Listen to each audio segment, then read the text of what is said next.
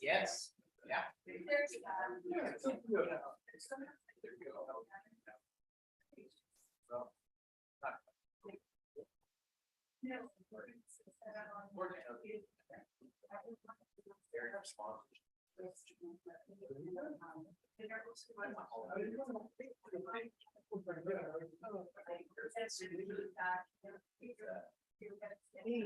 How are you doing for this? I'm not saying not the resolutions. Yes. Reminding you of things.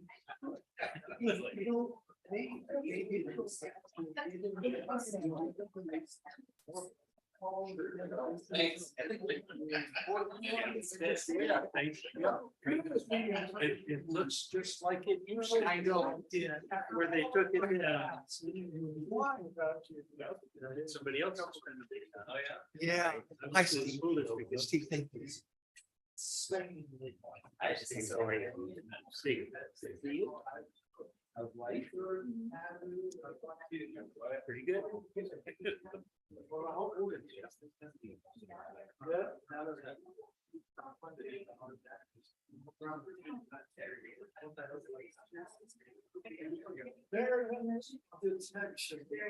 Yeah, I know. We can't really build them up.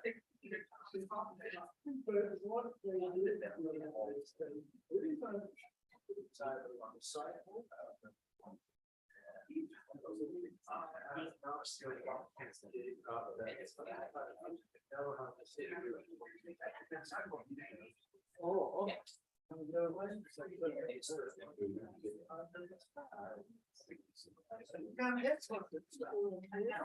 So. I don't know. Oh, I don't know.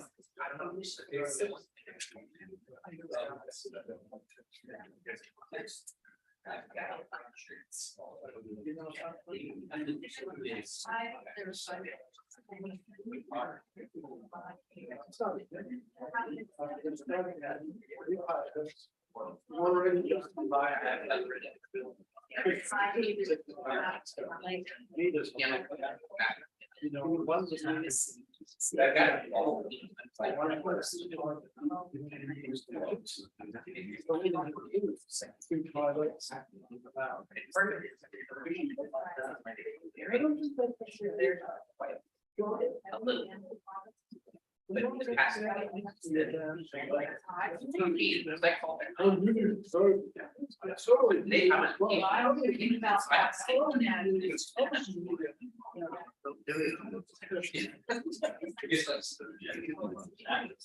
So, yeah, dig down all night.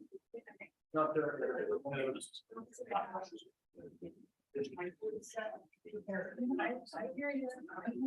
I don't think I was too. Good to see you, John. You too.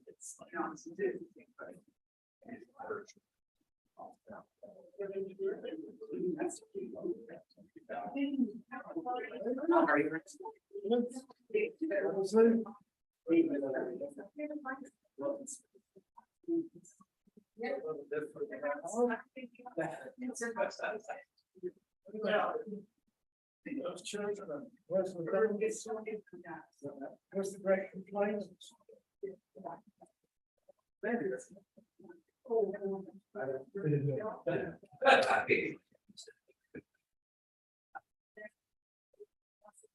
Doing this all over my stuff.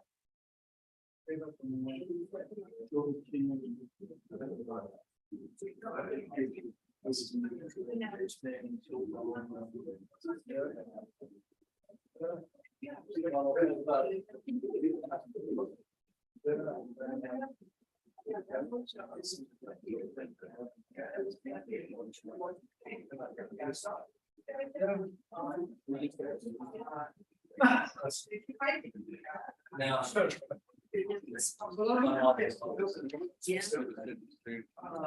Yeah. Somebody took care of that.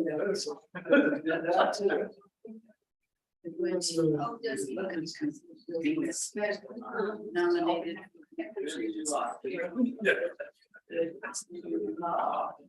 So is that all right? I do think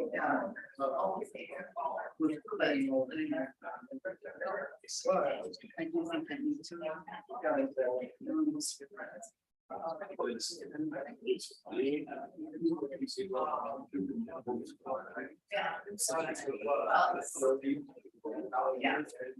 Oh, okay.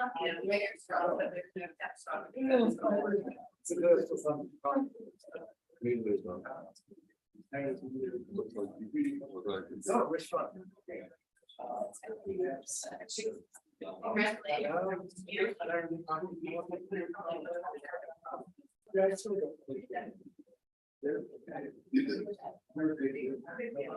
Yeah, so I want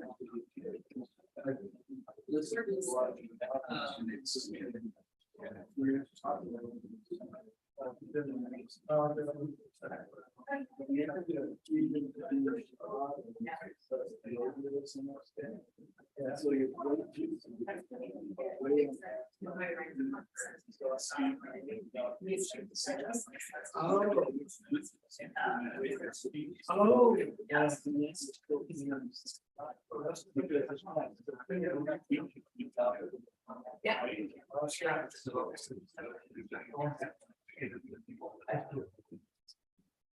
Yeah. We're finding a community here. Yeah.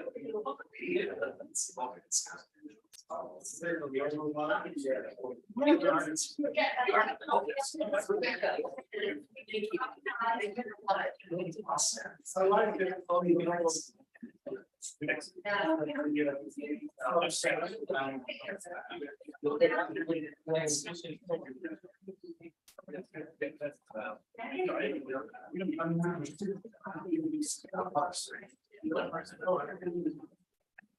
We have done.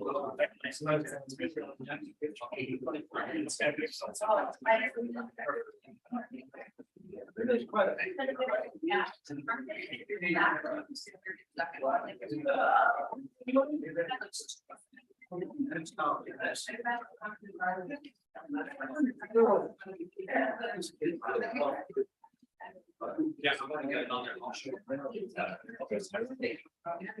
It's like,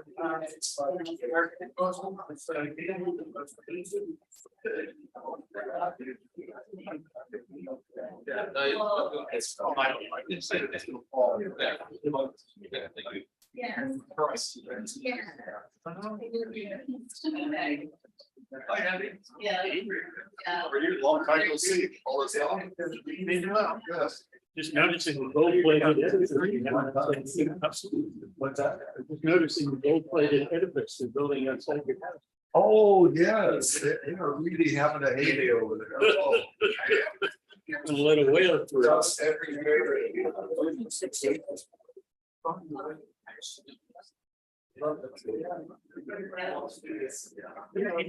Yeah, I'm Brad.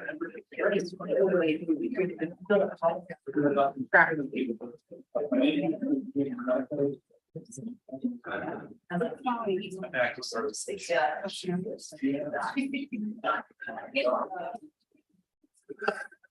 ladies and gentlemen, welcome to tonight's Puyallup City Council meeting for Tuesday, August 29th, 2023. It's about 6:30 p.m. and we're here tonight to take care of the people's business here in Puyallup. Would you please all join me as we rise for the Pledge of Allegiance? I pledge allegiance to the flag of the United States of America and to the republic for which it stands, one nation under God, indivisible, with liberty and justice for all. Thank you. All right. Well, I want to welcome everyone here tonight. And if you haven't had a chance yet, if you'd like to speak, we have citizens' comments coming up. And we do have quite a few folks that filled one of these out. If you come in, there's a golden kind of gold slip. Please fill it out. It's not too late to give it to the city clerk. He'll pass it off and I'll be responding to those who have filled one of those out. And so again, welcome. Thanks everyone for being here. All right. City clerk, can I get a roll call, please? Yes, sir. Councilmember Ferris, Present. Councilmember Castema, President. Councilmember King, present. Councilmember Palmer, I think is he have excused absence? I thought he was going to be online. Is that I do believe he was going to be appearing virtual. okay? So maybe we'll check back in a little bit for him. Yeah. sir. Deputy Mayor Whitting, Present. Councilmember Dorr, Present. Mayor Johnson. And thank you, President. Yeah. Okay, Council, before us here, we have a presentation and proclamation, and it's some recognition of a cabinet rap contest winner. Oh, we got to approve the agenda. Thank you, Council, for that. Council, we have an agenda before us, items 1 through, I think, where is it? Number 5, B. If I can get a motion to approve the agendas before us. So move, Mr. Mayor. Second. Okay, Council, we have a motion and a second to approve the agendas before us. All those in favor signify by saying aye. Aye. Aye. And those opposed, nay. Thank you, Council, for calling me out on that one. And now we have a presentation and proclamation of a Signal Cabinet Rap Contest winner. And I understand that Eric Johnson is going to give a presentation on the winner or something along that line. Yes, in this case, multiple winners. Multiple winners. Good. Yes, Eric Johnson, I'm the Public Affairs Officer and also the staff liaison to the Arts and Culture Commission. And tonight I'm going to be presenting you the Signal Cabinet Rap artist that we have selected for 2023, the Arts and Culture Commission, and we're going to recognize them this evening. And we actually have a couple of them in attendance tonight. Excellent. So just a little bit of background. So in May, we sent out a call to artists to submit their artwork for the Signal Cabinet Rap Contest, and staff received 39 submissions. Fun fact, that's actually the most submissions we've ever received for this contest, which was pretty amazing. And then 4 were selected by the Arts and Culture Commission at their June regular meeting, and we're going to recognize those 4 tonight. So our first artist is, and I apologize if I get this wrong, it's Seathlyn Gates. So you can see her artwork right there. It's a nice nod to our bee city, us as a bee city. So that's, very playful right there. Our second artwork is by artist Holly Pierce. You can see lots of hops going on there, a nice nod to our agricultural heritage as a hop community. And then our third artist was Carol Colin. So it's actually 3 panels you can see right there. Put together is the roller coaster at the fair. So obviously paying homage to the Washington State Fairgrounds. And then our fourth artist is Rebecca Morgan, who is here this evening. And we've got a nice river artwork display there of the Puyallup River and the salmon jumping, and some nice trees in the background. And so next step, staff is going to be working with our vendor to create the actual wraps themselves and get them sited. And Public Works is going to install them in 4 new locations. And so I have those right here. The first one is going to be on the corner of 3rd Street Southeast and East Pioneer. The second one, East Main and Shaw Road. The third one is going to be at the intersection at 5th Street Southwest and 7th Avenue Southwest. Then the fourth one will be at 5th Street Southeast and 37th Avenue Southeast. And so now I just want to take a moment and thank our artists who are here. And before that, I'm going to have Brad Pugh, who is our Arts and Culture Commission Chair, come up and say a few words. Sounds good. Thank you. Everyone. So we're so happy to have selected the 4 artists and that 2 are here. This is amazing. It's a great program because it gets art into the public world that some people may never get into the public world. And it's, as an artist, it's very exciting when your work is out there and you can show it off and you know it's there. And the Signal Wrap program is amazing because it takes a medium, which is vinyl, and it's very forgiving and very durable. And so the other cool thing is we were able to select 4 completely different works, as you can see, and they're all very graphic. They're going to be very, very stunning at the Signal Wrap. So we're so happy to be able to do this. And again, it was a grueling process. 39 submissions is a lot, but these 4 are well-deserved. So appreciate it. And we're looking forward to 2024. So thank you, everybody. Very good. Thank you. And with that, may I have the artist please stand up and be recognized?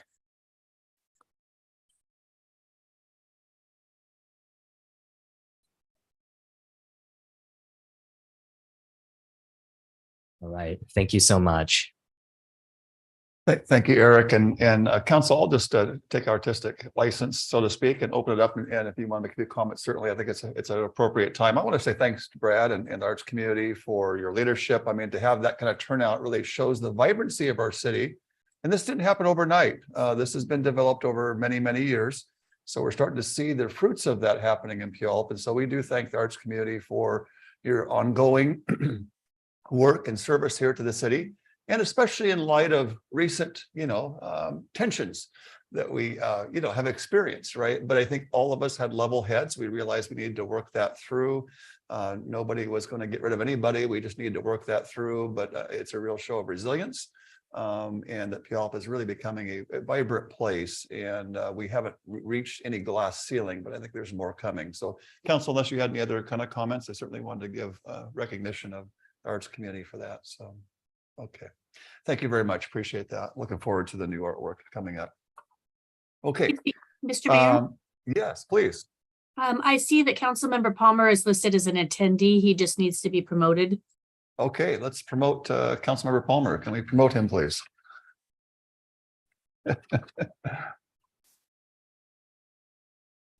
Okay, so for those of you who would like to speak, again, we mentioned we have a slip over there. It's not too late to hand one of those into the city clerk. And so I will call each of the ones that filled one of these out. And if you're watching online and obviously you're not able to fill one of these out, I'll call upon you at the very end of the in-house public comments, and we'll acknowledge your opportunity as well. So first we have a Mr. Doc Hansen who's going to talk to us about a few things, which I'm excited to hear. Thank you. Thank you, Mr. Mayor. As you can see, I just got off of work at Fair. Might give a short story. I'm here again for what I came here before. But last night I showed up because I was thinking this is the night of the council. And I came in and everybody was on the screen. There were just names here, one person here, must be open. And then I realized as soon as I looked for a comment sheet that this wasn't the night of the council. And so I just wanted to bring that up because I decided that from now on, I'm going to keep my dates in order by looking at my pillbox, because then I would know it's Tuesday instead of Monday. I'm again coming regarding fireworks. And there were a couple of things that I brought up in terms of the need. And then there were some questions that were brought up by you in terms of ordinances and enforcement. So last month I put that together, but there was no council meeting. So I had to wait. And then I got in the fair and forgot that one night that I was going to come here. But if I may, I'd like to give this to the clerk later. And I have another copy for, excuse me, that would like to see this, but this is an ordinance that is actually drafted for enforcement in jurisdictions. This one is actually the word for word that is used by Federal Way. And what it is basically is it doesn't eliminate fireworks. What it does is it requires a permit and a place for it. So if somebody wants to do the kind of fireworks that I was talking about, they would have to get a permit for it. And everyone within 300 feet would have to be notified by it and it would have to be approved by the council. I believe this is good for what we have within the city, what we're looking for. And then there was a question by a council member regarding enforcing. Well, first of all, I don't think it's necessary to know how we're going to enforce it, but I know in other jurisdictions, they have done what's called, and you can talk to your chief of police about this, about the effectiveness of it, but it's de-escalating enforcement. And that is the first several years, you really hit hard on the ones that are violating the ordinance that you bought, that you act, and then you gradually de-escalate it. So the big ones are hit hard, and then they're stopped, or they're not done that much. I see my time is up, and I would like to answer any questions that people would have after council. Or I'm not going to be here after council because I got to go back to work, but I am available if you wish to talk about it. Thank you, Mr. Hanson. Appreciate that. Thank you for bringing that up. Former Mayor, Mr. John Hopkins, please. With some more wisdom. Oh, well, it's observation. Good. John Hopkins, District 1. And this is the first one in what'll take quite a while on permitting in Puyallup, and my experiences. And the first thing I want to say is I know council really has made some positive strides to simplify things, with the online system. That is a step in the right direction, and having the permit officer, the liaison, assist to get through that maze is very helpful. I like that. And the other thing that's kind of interesting and useful is the sidewalk fee in lieu of. I like that one. So it's not a criticism of council or of staff. They're very professional. They know what they're doing. They try and lead you through the maze. They're a good group of people, to say the least. I like them all. But things have changed over the years. I'm going to go back to 95 here. And when I went through to get my permit for the Tribune building, they rolled out the red carpet. They was stunned that someone was actually going to do a remodel upstairs. And they said, well, don't worry about the permit. We're going to sort that out. We'll ask you a few questions later on, but get on with the work. We need that work done. And as far as code required changes, all they wanted was a small amount of seismic retrofit work done. And the guy comes out from the back with a sheet and says, this is all you got to do. If you got any problems at all, come talk to me. It was less than $1,000. So in this particular case, we had less than $1,000 in code required changes. We had zero time as far as waiting for a permit. We had zero money as far as getting an architect. Now that's important. That's hugely important when you consider whether to do a job or not, because right now with the Harris building, now there are extenuating circumstances, but 2.5 years to get the permit. That's insane. Extenuating circumstances, I'll get to that at another time. $15,000 in architect fees and code required updates. And I'm not talking about electrical changes, to bring up to code, or HVAC or plumbing. I'm talking about the things that the city says, now you've got to do this kind of stuff. We're well north of $100,000. So the person who starts in the process has to understand what they're doing. Otherwise, there'll be failures like we've seen around town in multiple cases. And I'll talk about those another time too. But thank you. It's not a criticism, observation. Thank you. Not taking that away from me. I appreciate that input. We need to hear that. Thank you, Mayor Hopkins. Paul Romich.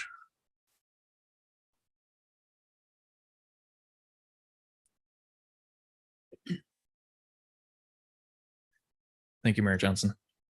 My name is Paul Romich. I live in District 1, and I'm excited. The Mariners are on top of the division after trailing by 10 games by just over a month ago. If you don't follow sports ball, just know that it's been one heck of a turnaround. Now the Mariners are looking to be locked for the playoffs, fingers crossed, and that's a significant change from the previous status quo. Another change is the rain. It's wonderful and much needed, and I say that as someone who gets around by bike. Has anyone been to Sumner recently? They've changed a few intersections as part of improving their downtown. These intersections are raised to give priority to pedestrians and show that downtown is a place for people and that they shouldn't feel in danger when crossing the domain of drivers. The intersections are of a cobblestone brick type surface instead of a smooth pavement. In addition to looking nice, this pattern increases road noise within the car. This is one of the proven psychological tricks to slow down drivers. Seeing these changes spurred me to check out their city website, and I'm quite impressed with the project's entire scope. In addition to what they've done, they're adding bike lanes to connect with their sounder station. These bike lanes will reduce on-street parking and narrow car lanes to 10 feet wide. Narrowing lanes is another one of those ways that actually slows down drivers. Similar to us, they're developing a festival street to regularly give space to people. It is really awesome to see how our neighbors are developing alongside of us. And as we talk about changing our comprehensive plan and changing the look of our downtown with the Meridian Streetscape Plan. I'm interested in today's updates for the Meridian Streetscape Plan. A city is a collection of people, and a downtown street should prioritize people. That is why we close Meridian to cars for meeker days, and we should consider taking similar steps as our sister city has. If we don't, we'll just be keeping the status quo.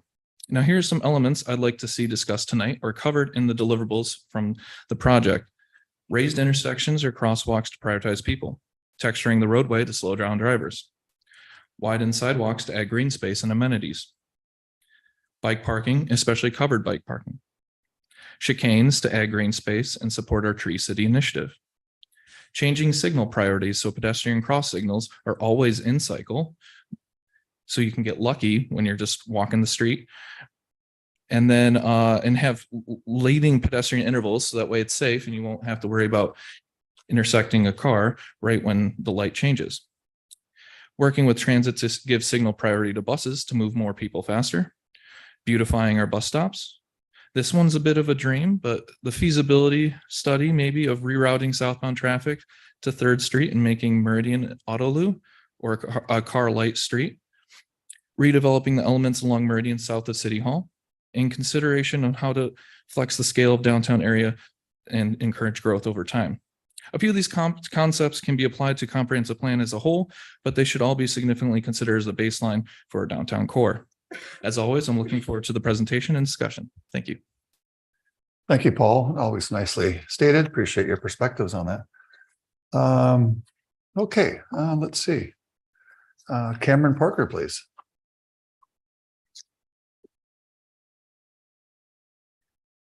Hello, everybody. My name's Cameron Parker. I was born at the hospital right there.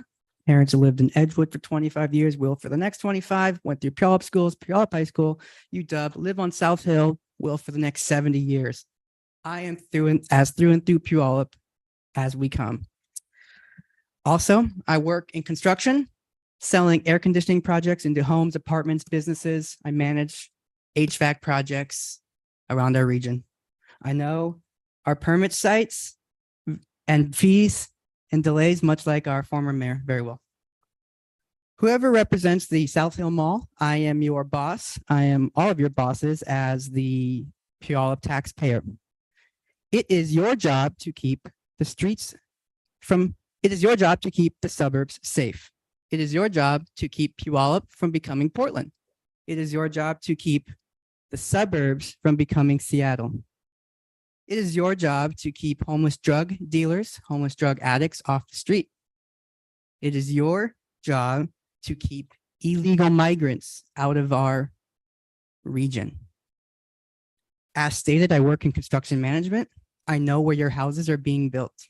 I manage the projects. I sell the projects.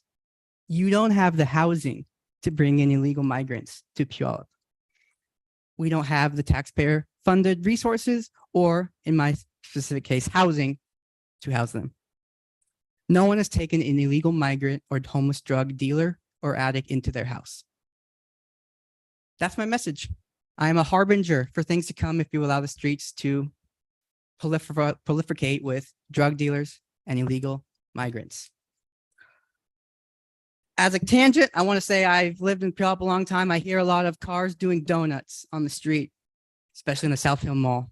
I'd appreciate if you could fix that. Mayor, I like what you're doing. Thank you. Thank you. Thank you. Appreciate that. Thank you for your insight. Mr. Anderson, Andy Anderson, has a few things to share for us. Maybe perhaps history and maybe some current events. Thank you, Mr. Mayor, Council. Andy Anderson, District 2, also from American Legion Post 67. The 4th of July, our nation's birthday, is a little like Christmas in that it's important to remember the reason for the season. Playing the national anthem, patriotic readings, Sousa marches like the Stars and Stripes Forever, all should be part of what we do. For some 30 years, excluding the COVID shutdowns and until this year, a patriotic band concert played by our own Puyallup Valley Community Band has been a fixture in this community's 4th of July celebrations. This year, for whatever reason, the Meeker Mansion declined to let the band use their yard.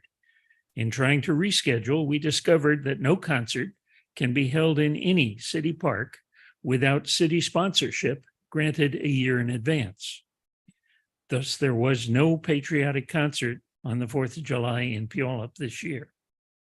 We believe it is important for this to be a community option, for that to be available, particularly as we are creeping up on our 250th birthday of our nation in 2026, that we should have patriotic content in our city celebration.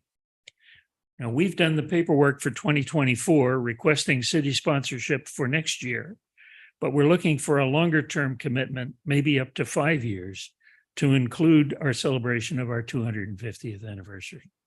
Thank you for your attention. Thank you, Mr. Anderson. Okay.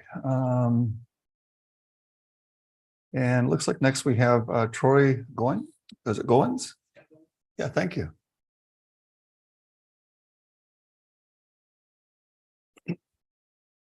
I am Troy Kim Goins, Puyallup citizen and resident of District 1. I invite you to imagine a day in the life of Veterans Park. There's been a group in the picnic shelter for several hours this morning. The number fluctuates, but there's a core of 4 individuals who are hanging out while others come and go. While I wouldn't typically call in day use of the park, there was one individual of the group, Burgundy Sweatshirt Guy, BSG, who seemed to be everyone's best friend. I decided to take my dog for a walk and pass by the shelter to see what was up. As I was heading in the direction of the shelter, BSG brought his German Shepherd up from the shelter to chat with the Parks Department staff who were working on cleaning the restrooms, while the other members of his group remained in the shelter. Those others were actively cooking and smoking drugs while I passed by, so BSG was running interference to keep park workers occupied. BSG has also been coming up to the restrooms and meeting cars that pull up into the handicapped parking spot throughout the morning. See, he's everyone's best friend, which I find odd. Why would people show up at the park, not get out of their vehicles, have him come up to the window, and then after a brief interaction, drive away? I called the non-emergency line at 11:45 a.m. At 12:18 p.m., 2 police cruisers arrive on the trail. Those gathered at the picnic shelter are grabbing their things and heading on their way. The officers wait for most of them to depart, but finally leave at 12:34 p.m. with only one old guy left who is packing up, but doing so at a glacial pace. At 1:10 p.m., another group moves into the shelter. 5 minutes later, the 5 individuals in the shelter, including the remaining old guy from the previous group, are smoking from what appears to be a crack pipe or some similar drug paraphernalia. Now they're all sitting in the shelter high. This evening, it is likely that there will be either the same group or another group in the park after dark, even though there are signs posted that clearly read trail hours, half hour before sunrise to half hour after sunset, year round. And it is likely that there will be another phone call to the non-emergency line to request that police come and clear the park. City leaders, does this sound far-fetched? Well, I can assure you that it is not. The open drug use in the Veterans Park picnic shelter is rampant. When the restrooms are not locked at night, people are occupying them. The situation has improved a bit with fishing season, but hasn't stopped the open drug use in the park and the squatting taking place in the shelter. I thank the officers of the Puyallup Police Department for their diligence and their response to phone calls, but it's a cat and mouse game. These individuals in the park are drug users. If they're homeless, it's because of their drug use, and they aren't too far from Fred Meyer where they are shoplifting on a regular basis. These individuals are attempting to thwart Puyallup's no camping policy by just hanging out in the shelter for a long time. The drug users have a long-term plan. Does the city? Thank you for your comments. Well heard and appreciated, and trust that they will drive some further actions for good. Okay, council, that's all we had that has submitted comments for those that are in the chamber. And then before I forget, maybe police chief, could we maybe chat offline about that comment? There's an idea I may have and that we may want to look at, maybe possibly. So yeah, very similar to what we have down in this park here. So okay, so let me look and see if there's anybody here who is online who would like to speak. I don't see anybody online that would like to speak, so we're going to close citizens' comments and move on to our consent agenda. Council, before us, we have 3A through, it looks like 3E. Unless there's any further concerns, I recommend a motion to approve 3A through 3E. Motion to approve. Second. Okay. Second. Council, we have a motion to approve motion and a second to approve the consent agenda 3A through 3E. Those in favor signify by saying aye. Aye. Those opposed, nay. Motion passes. Thank you. Council, before us, we have a first reading of an ordinance pertaining to the routine 2023 budget adjustments. And I do understand that our finance director, Barbara Lopez, will give us a presentation about those adjustments before we go into our first reading. Thank you, Mayor Johnson. Good evening, Council. Barbara Lopez, Finance Director. Just a brief introduction to the ordinance. This is a routine ordinance. We do these every year for adjustments. It does total 77.8 million. The vast majority of that, though, 63.8 million, is to carry over unspent 2022 capital project dollars into 23 so that we can continue on with those projects. Another 14 million are grants and other funding that's been accepted by council over the last several months. So those are the two items that make up this particular budget adjustment ordinance, and I'm happy to answer any questions you may have. Okay. Council, did you have any questions that you'd like to direct to Finance Director Barbara Lopez, or if not, might want to get a motion to pass first reading? Mr. Mayor, Yeah. I would make a motion to pass the first reading of the ordinance pertaining to the 2023 budget adjustments. Okay. Second. Okay, council, we have before us a motion and a second to approve the first reading for item 4A as stated.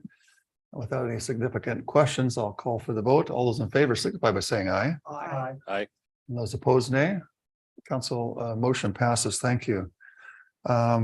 Thank you, Barbara. And then next one we have is which you might want to hang up here for a while, it looks like. Next, we have a first reading of an ordinance amending the Puyallup Municipal Code pertaining to the disconnection of utility service due to non-payment. And I did hear a brief overview from City Manager this morning, but maybe you could publicize and let us know what the details of this particular ordinance is. I'd be happy to do that. Thank you. Yeah. This particular amendment to the code is related to some legislation that was actually passed by earlier this year by the legislature. The premise for this is that if there's a significant heat-related event, people keeping their water on, even if they haven't paid their bill, is a priority. That's what this is all about. And this particular code adjustment is to make our code compliant with that particular legislation. The premise of that legislation is that if there is a heat-related alert issued by the National Weather Service, and it happens to be a day where we would normally disconnect folks' water for non-payment, that disconnection be deferred until that heat-related event has passed. The other piece to that is if someone's water has already been turned off and it is still off, most people get it back on fairly quickly, but there may be a few that don't. If it's already off and there is a heat-related event, then they have the right to ask us to turn it back on without requiring any payment at that particular point in time. So that's what's being added to the code, is to make us compliant with that particular legislation. And again, I'm happy to answer any questions. Thank you. Council, I think it was self-explanatory. Unless there's any further questions, I might entertain a motion to approve first B for first reading, or 4B for first reading. Motion to approve. Second. Okay, council, without further questions or inquiries, I'd like to call for a vote. All those in favor of passing the first reading as listed before us in 4B, please signify by saying aye. Aye. Aye. And those opposed, nay. Motion passes. Thank you. Okay, next, council, we have a first reading of an ordinance approving the inclusion of the building at 113 West Pioneer on the City of Puyallup's Register of Historic Places. And I understand that our assistant planner, Nabilia, is going to give us a riveting presentation. And so we'll look forward to that.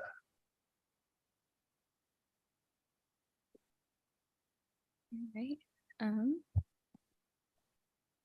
Hi, my name is Nabila Comstock. I'm an assistant planner with DPS for the city. Tonight, I'll be presenting the nomination of 113 West Pioneer to be listed on the Puyallup Historic Register. So the process for nominating a property to the Historic Register begins with the applicant submitting a nomination form to the city. Staff then schedules a public hearing with the Design Review Board for review of the application. And immediately following the public hearing, staff anticipates the board to deliberate and vote on a recommendation to forward to City Council. And finally, which is where we're at today, City Council would review the application and the board's recommendation. Council has the option to approve or modify the board's recommendation, reject the board's recommendation, or remand the board's recommendation back to the board for further consideration. So for some background on the project, the city of Puyallup received a grant from the Washington State Department of Archaeology and Historic Preservation, or DAP, to hire a consultant to prepare nomination forms for a selected number of properties on the for listing on the local historic register. On February 16th of this year, we presented the board with the interested properties, which included 113 West Pioneer. The board didn't express any concerns as to whether or not the board should be listed on the Register of Historic Places, and the nomination form for this property was prepared with the intention to protect the exterior of the structure and not the interior. So any future changes to the interior of this building would not require a certificate of appropriateness. So to go over the building itself, the applicant who has applied to nominate their property is Dr. Michael Noble. He's not here today, but he was at the board meeting. He is nominating his commercial building at 113 West Pioneer, which is just downtown across the street from the Spray Park. His nomination form was completed with the research conducted by our consultants we hired with the grant money from DAP, Alana Vidmar and Emily Reed, and they are with Stantec, our consulting firm. So the commercial building at 113 West Pioneer was constructed between 1909 and 1912 and was built as part of a larger building that includes present-day properties in the same structure, 109 West Pioneer, 110, 112, and 114 West Meeker Avenue. The building embodies the distinctive characteristics of a early 20th century one-part commercial block architecture. Due to a fire in 1890, a law was passed that required brick or fire-resistant construction materials. And as a result of this law, this building was constructed with brick. The building once included a pedestrian passageway that led from West Pioneer Avenue to West Meeker Avenue, which you can see on the Sanborn map up there. But that passageway was enclosed sometime between 1942 and 1982. Presently, the building is characterized by its original brick facade, its one-story form metal cornice, and restrained decoration. Outside of the brick, the building is characterized by its fabric awning, metal framed arch windows, and restrained decoration. Based on the research conducted by our consultants and as outlined in the nomination form, staff believes the commercial building is significantly associated with the history, architecture, and cultural heritage of the community. Between 1925 and 1948, the building was occupied by the Puyallup Valley Home Telephone Company. Puyallup was the terminus of the first long-distance telephone line built in Western Washington and was once connected to the line in Tacoma. In 1909, the Puyallup Valley Home Telephone Company was established, and they moved their new exchange to 111 West Pioneer, which is now modern day 113 West Pioneer in 1925. The company remained in business until 1948 when dial service began in Puyallup. And on the current side, you could see where the telephone exchange once was. So one of the criteria for being listed on the historic register is that the structure retains and has integrity. At the local level, the definition of integrity is free flowing, but in general, it means the structure has maintained its original design, materials, workmanship of its original historic character. If a property has been dramatically altered and it's not identifiable of its historic period, we would no longer consider that to have integrity.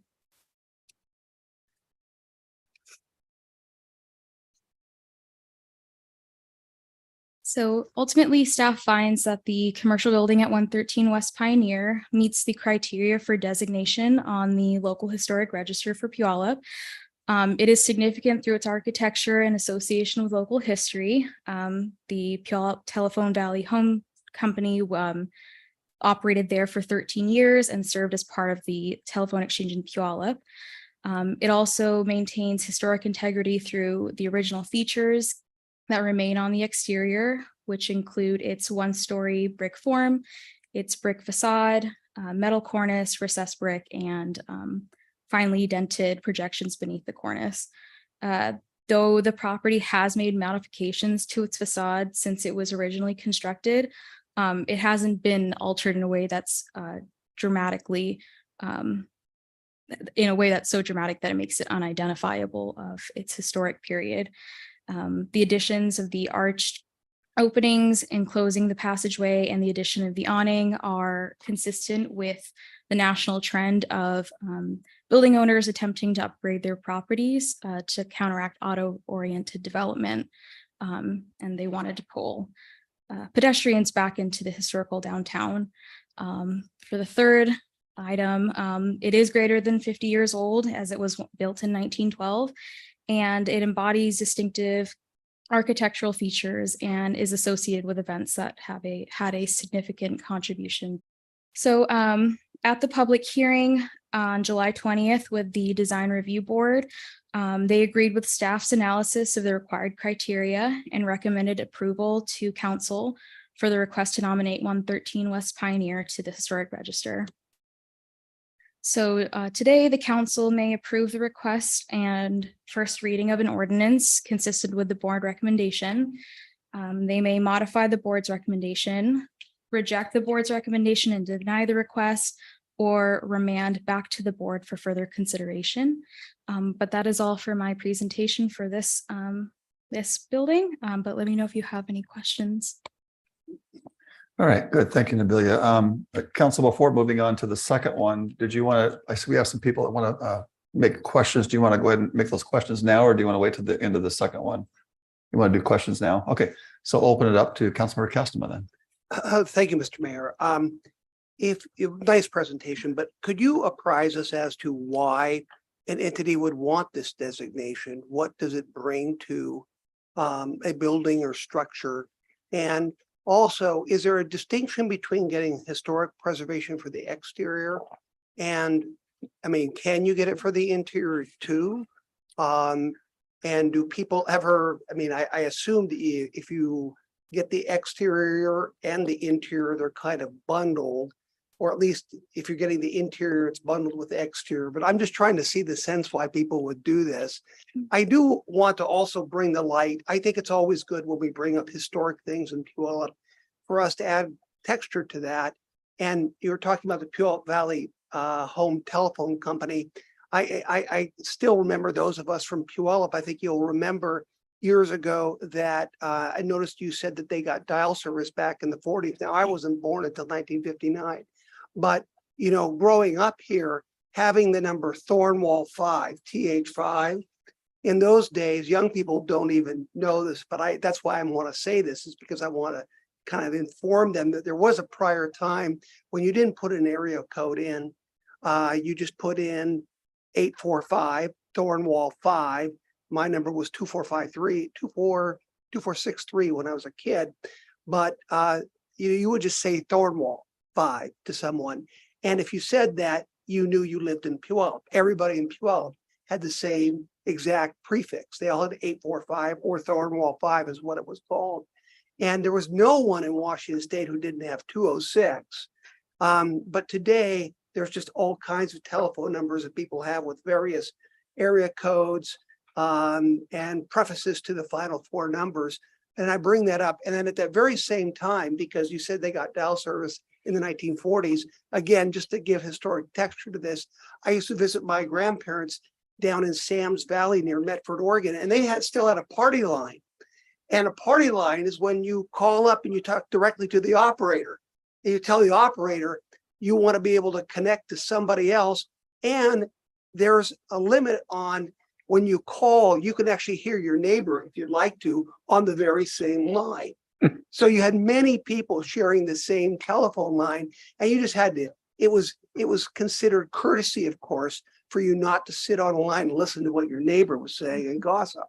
But it's just amazing how things have changed in all those years to this new technology. But I thought I would just add that texture. But back to the original question. Tell me why someone wants to do this. Yes.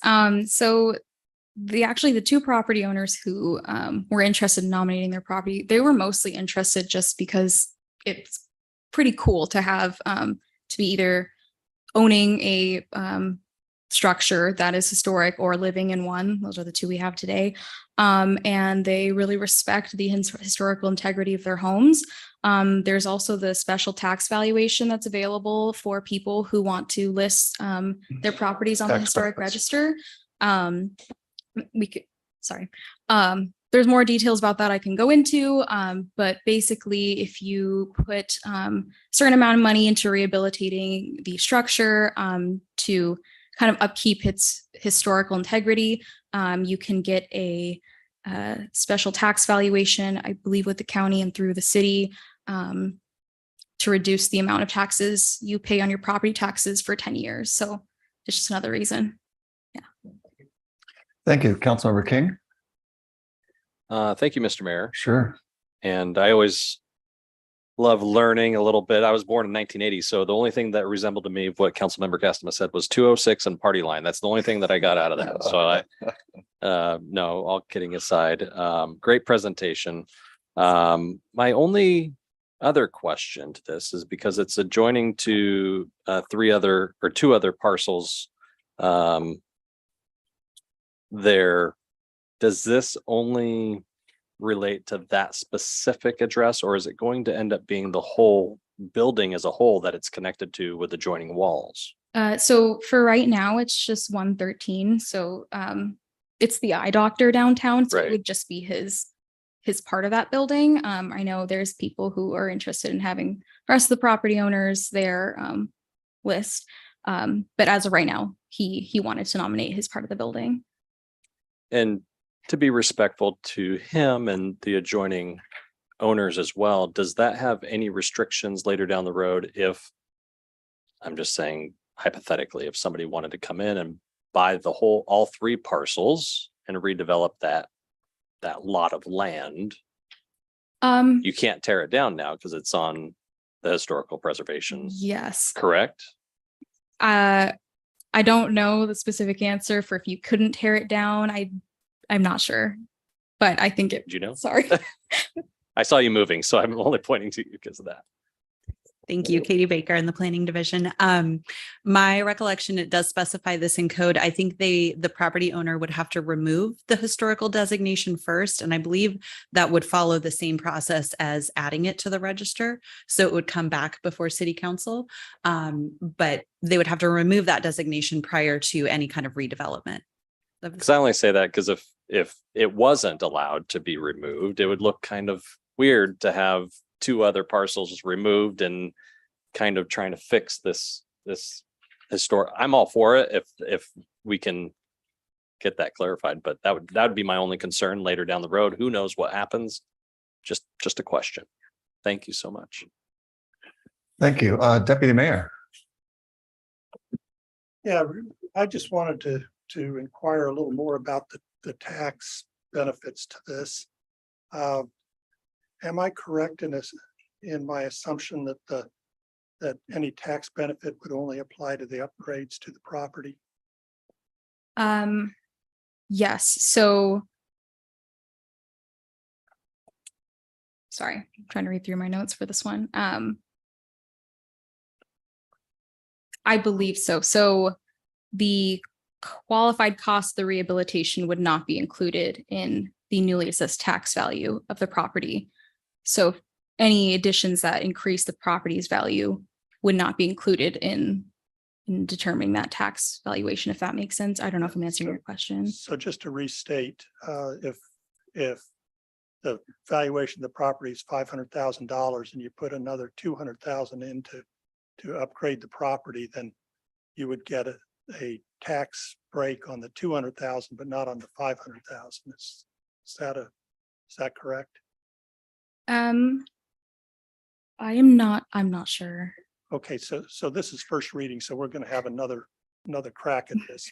So I would appreciate an answer to that. Sure. And some of the concerns that I have about that, we don't want to erode our current tax base. So if it applied to the base property value, then I'm more reluctant to approve such a designation. If they're adding value to the property and they're getting a break on the added value, then that seems like a reasonable approach.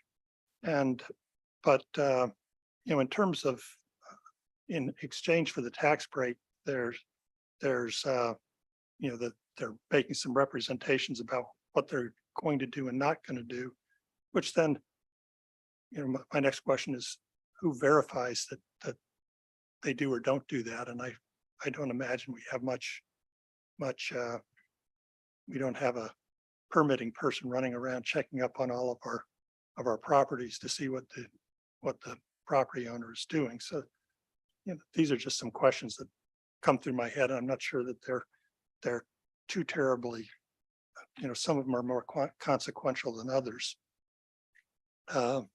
So again, verifying compliance with their designation and the regulations that go along with it.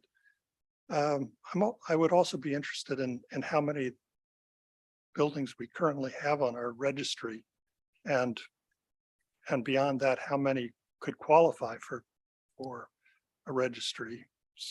Again, I'm less concerned about that if it's, again, if it's not going to have an impact on our base tax appraisals. So those are my questions. And so if you could provide some answers on some of that next go round. Yeah. Appreciate it. Thank you. I know as of right now, two that are on the register. I believe it's Meeker Mansion and the Harris Building are on the local historic register. And then I just wanted to give a reminder, nobody's applying for the special tax valuation right now, but I will bring back answers at the second reading too. This is just to nominate the buildings to the Thank you. register. Great. Thank you, Deputy Mayor. All right, Councilmember Ferris, please. Thank you, Mr. Mayor. Sure. So good job. Thanks. And this is the first time we've had an application like this since I've been on council. So this isn't a common type of thing. And honestly, I think if you look at, I think one or two buildings in the city, the benefit is in the city because those buildings are, yeah. I have good days and I have bad days when it comes to speaking. Today happens to be a bad one. So I think it adds value because it keeps those buildings nice and tidy, and it's something to look at. And when you're going through, we have a couple other buildings, like there's a building right across, I don't know where this one is, but the one that's cattywampus from kitty corner from this is at the terminus on 5th and 5th. But there's one right on the corner of 5th and 5th on your side of 5th. So, I mean, there's a couple of other buildings so did the city go out and solicit this, or is this the owner who came in and said, yeah, I want to do this? Yeah, so as part of the DAC grant we received, we wanted, the intent was to reach out to property owners with historic buildings. Okay. So we reached out to them and we had a few who were interested, and the two I'm presenting today were the ones who wanted to follow through and nominate their properties. Oh, okay. Yeah. So it's yeah, and I can point to the parcel I'm thinking of, to see if that's somebody reach out to, or all of our grant funds gone then with these two properties. I believe so, yes. Yeah, okay. All right. So just for next time, but I would like to move to approve first reading of the ordinance to approve the inclusion of building located at 113 West Pioneer and 505 5th Street Northeast to the city's Register of Historic Places. Okay, great. We have a motion and a second, and then Councilmember Castro had a question, which we'll pause for at that time. But is there a second we want to go ahead and add to this? Oh, second. Okay, so we have a second, and before we call for the vote, I'm going to go ahead and let Councilmember Castro say a few comments. Hey, Mr. Mayor, I just wanted to add a comment. That was very good. Councilmember Ferris, I never really thought of it from that perspective of the fact that this does help us actually preserve a lot of the older structures. I don't think people realize that the Governor Rogers, who was the governor that pioneered public education in Washington State, used to live right here in downtown Puyallup. As a kid, I used to go by his house, and it was abandoned at the time. And there used to be, in fact, a lot of timber barons because they used to harvest timber on the hill. In fact, there was an old lumber mill in my neighborhood. And anyway, so the timber barons used to be living over there, but that house, that beautiful mansion, was torn down, and that they transported in some modular apartments that are there to this day. So, keeping an eye on these structures and preserving them for future generations, this is probably doing a very good, duty for the city. So yeah, we had just to throw that in. Great, thank you. And then Deputy Mayor. I was just interested in hearing the presentation on the 505 5th Street as well. So I would suggest that we delay the action on the motion until after the second presentation. Are they separate? They are separate, yes. So your motion was just for the first, was that Mr. correct? Mayor, yeah, I'll just correct my motion sorry, I read through them. So, all right. So I'd like to just revise my motion to be the building at 113 West Pioneer and only 113. West Okay, Pioneer. good. Thank you. So I assume the same second is going to go ahead and support that. And so we have a motion and a second to approve the first reading of item 4C as stated. Those who in favor signify by saying, Councilor Palmer, do you want to make a comment before you vote? I'll just make a real quick comment. It's really Sure. following up on Deputy Mayor Okay. and Councilmember Casima for the good of the group. I believe this function, from the tax purposes, it functions pretty similar to how, like for ag land, it's like you're agreeing to not develop this historic building for a period of time, and so you get a tax benefit on that, and that's off the base. I think, and this is where I'm a little foggy on, I believe then if you were to do something to it later, you might have to pay that back. That's the way it works for ag. But anyway, when we get a report out next time, second reading, we can confirm all this. But I believe it's structured that way. Okay. All right, good. All right, council, we have a motion and a second. All those in favor signify by saying aye. Aye. Those opposed, nay. A motion passes for 4C. We now have a presentation on the building at 505 5th Street Northeast, and then Abelia will give us a rundown on that specific one. Great, thank you. So the second nominated property I'm presenting tonight for listing on the local historic register is 505 5th Street Northeast. So again, the process for nominating a property to the historic register begins with the applicant submitting the nomination form to the city, followed by staff scheduling a public hearing with the design review board for the application. After the public hearing, the board deliberates and votes on a recommendation to forward to city council. And finally, city council reviews the application and the board's recommendation and approves, rejects, or remands the board's recommendation. So the nomination form for this property was also part of the grant received by the city from DAP to hire a consultant to prepare nomination forms for a selected number of properties for listing on the local historic register. Staff presented the design review board with interested properties on February 16th, and this also included 505 5th Street Northeast, and they did not express any concerns as to whether the home met the criteria for inclusion. The nomination form for this property was prepared with the intention of protecting the exterior of the structure and not the interior. So therefore, future changes to the interior of the building would not require a certificate of appropriateness. So the applicants who have applied to nominate their property are Mr. Hugo and Mrs. Laura Pinalver Vargas. They're nominating their home at 505 5th Street Northeast, which is located at the intersection of 5th Street Northeast and 5th Avenue Northeast. It's located almost directly west of the Puyallup River. So their nomination form was also completed with the research conducted by our consultants, Alana Vidmar and Emily Reed with Stantec. So the single family residence was constructed in 1923 and is approximately 2,490 square feet in size. The house is a colonial revival style home whose original build consisted of a 2-story rectangular mass. The entrance to the home is characterized by a brick staircase, projecting entry porch, and a balcony. The entirety of the home, including the newer additions from 1979, have shallow pitched hip roofs that are clad with asphalt shingles and are supported by modillions below the wide eaves. Prior to 2007, the decorative wood railing on the balcony, as you can see in the top photo, was replaced with a vinyl railing, but was removed again after storm damage in 2017. So based on the research conducted and outlined in the nomination forms, staff believes the home at 505 5th Street is significantly associated with the history, architecture, and cultural heritage of the community. In 1923, the property itself was purchased by Mr. and Mrs. Walter Berry. Mr. Berry was the vice president and superintendent of the Pacific Northwest Canning Company, which was a Puyallup-based agricultural company. The home itself was constructed by John Dower Lumber Company, which at the time was one of the largest companies in the Pacific Northwest.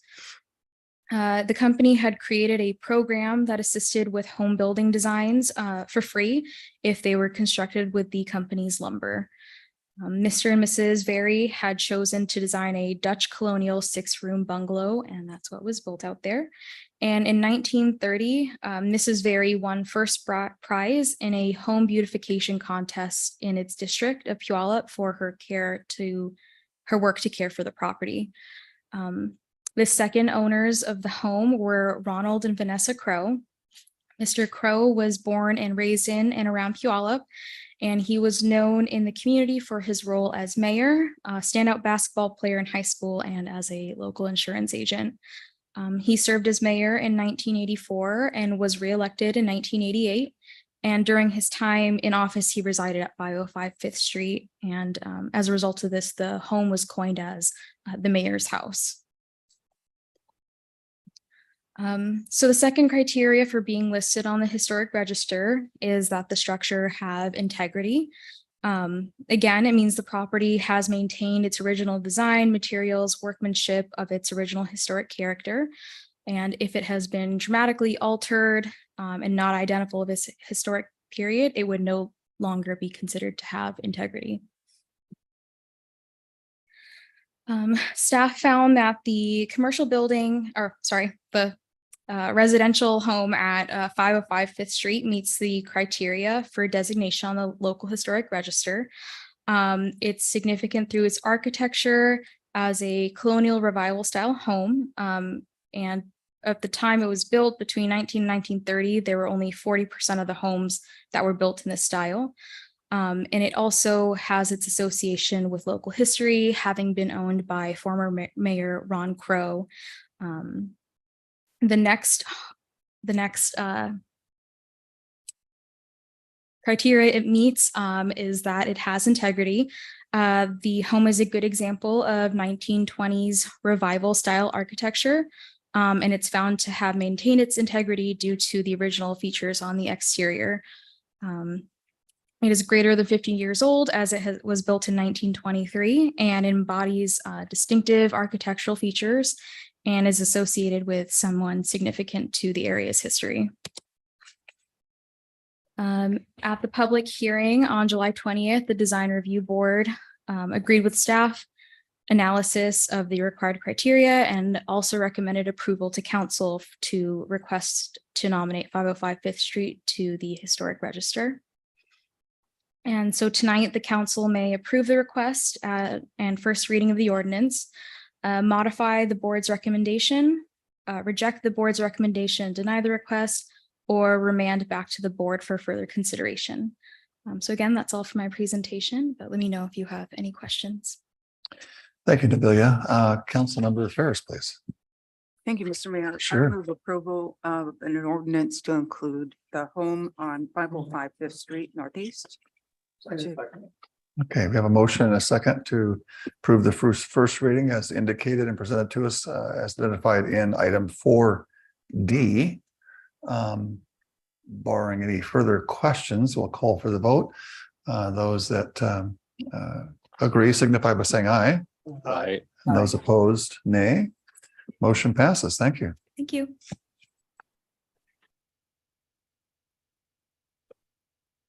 What a great history in our town to hear some of that research and newspaper articles. And I didn't realize that former Mayor Ron Crow lived in that home and it was known as the mayor's house.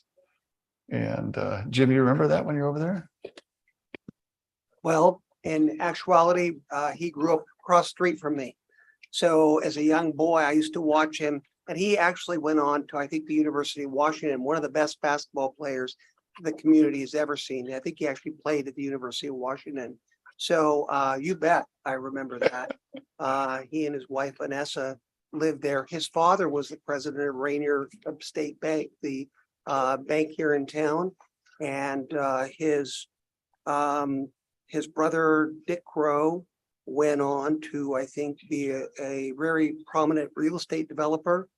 And then he has a oh shoot, his sister's name. I'm sorry, it escapes me at this point. But yes, to answer your question, you better remember Yeah. that very well. Mayor Crowe is an inspiration to me. In fact, I just had a conversation with him just a few days ago, and he's still doing well. He had some hip issues, but he had hip surgery. He's out walking around, and we're going to keep this guy going for a lot of years. I think he's the oldest living mayor still alive in Puyallup, and so we're glad to keep him going. And I pray that he has a long and prosperous life here and sticks around with us for a long time.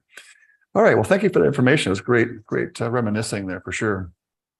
Okay, council, we are now moving on to item 5A. This is a presentation regarding the Meridian Streetscape implementation update. And I understand that our development manager, economic development manager, Meredith Neal, is going to give an update and a presentation. And before we go into that, it's my hope that Mr. Paul Romich is some of your kind of comments. I don't know if you could email that to council so we could forward to staff. I think some of those things should be looked at and we should consider that in some of the findings on that. So I hope we get a copy of that. All right, I'll turn it over to Meredith. Great. Thank you so much. Good evening, Mayor and Council. My name is Meredith Neal. I am the Economic Development Manager here at the city. So in 2021 and 2022, the city worked with a consultant, had quite a bit of public outreach as well to identify projects for our downtown core. Out of that plan, there were 10 projects that were selected. And the goal of those were to enhance the character of downtown streets, the aesthetic, and the functionality. And so this was really an opportunity to figure out where we could invest in aging downtown infrastructure that might help with economic development, would help with a renewed sense of ownership of the downtown area and bring more visitors and make it nicer for our residents. So coming out of that project, we had 10 projects that were selected. They were broken up into high priority projects, ones that were considered quick wins, and ones that are sort of further out there. This evening, I'm going to briefly review all of the projects, but really highlight the 2 high priority projects, which are the Meeker Festival Street and the Wayfinding and Gateway Signage Project, which had both moved into the implementation phase. So here is a fancy little chart that our consultant had made, and it helps break down the projects into the ones that are considered quick wins, high priority, which are the middle ones there, and then the additional priorities. They also broke them down in terms of time frame. So the ones over on the left-hand side are short-term projects. Those are the ones that the consultants felt we would be able to complete in the next 5 years from the beginning of the project phase. The midterm projects, which are 5 to 10 years out, and then long-term. And if you notice, quite a few of the projects that are in the lower portion of that have multiple phases to them. So their suggestion was that, based on both staff capacity and on funding availability, that those are probably more likely to be in 5 to 10 years out, but that perhaps you could start some of the study of those, some of the initial concept design. So the ones that we're really focusing on right now are the ones that are in that green bar in the short term and are the high priority projects and the quick wins. So a few of the quick wins that I wanted to highlight real quickly tonight. So one of them is the downtown street furnishing standards. So coming out of this, there was a recognition of the fact that we have a number of items in our downtown area that were designed and installed quite a few years ago. And for example, you can see in the picture that's up here, there are those concrete planters and those curved concrete benches.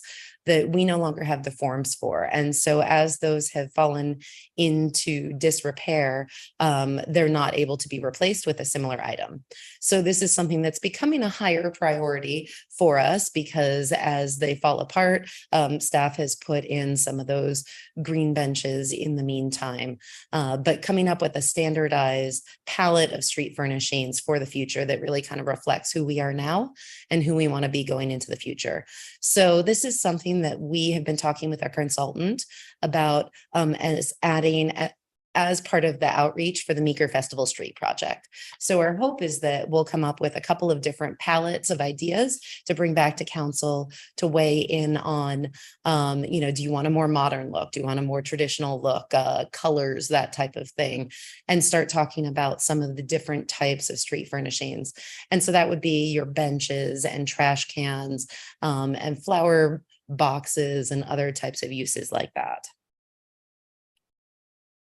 So another one that is something that needs to be addressed probably sooner rather than later are our downtown trees, and coming up with a replacement and a succession plan for the ones that are having issues right now.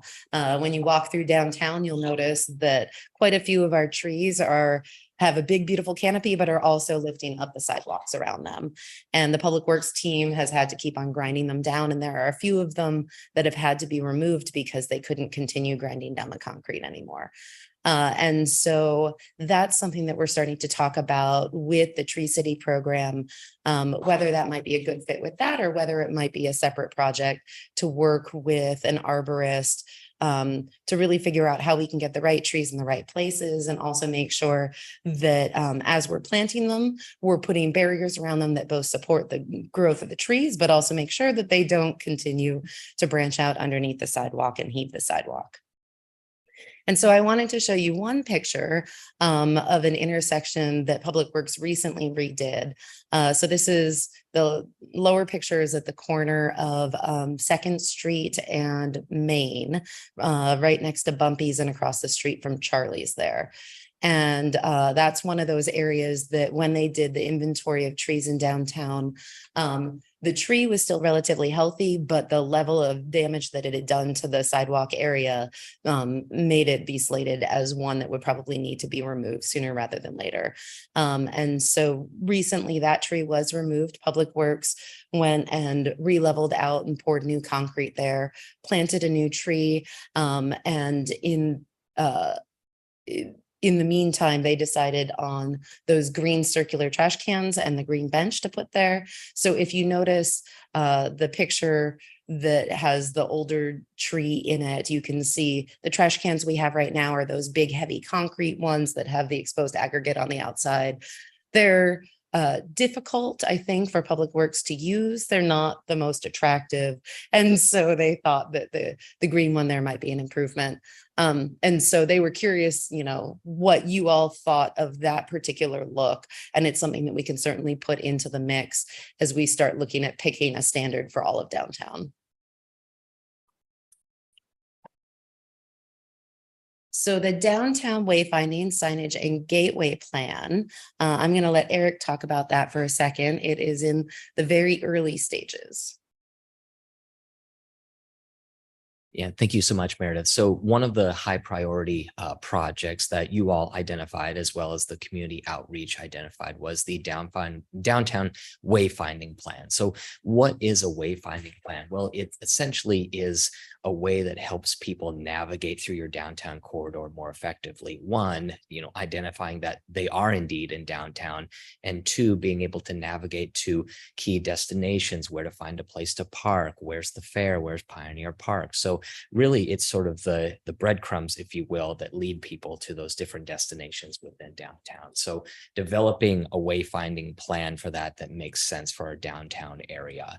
So the goal of this is to help people navigate downtown, develop a consistent signage system that also integrates some art into that as well. So we'll be involving our Arts and Culture Commission, and also enhance those key entries to downtown. So potentially development of a gateway entry, if you will.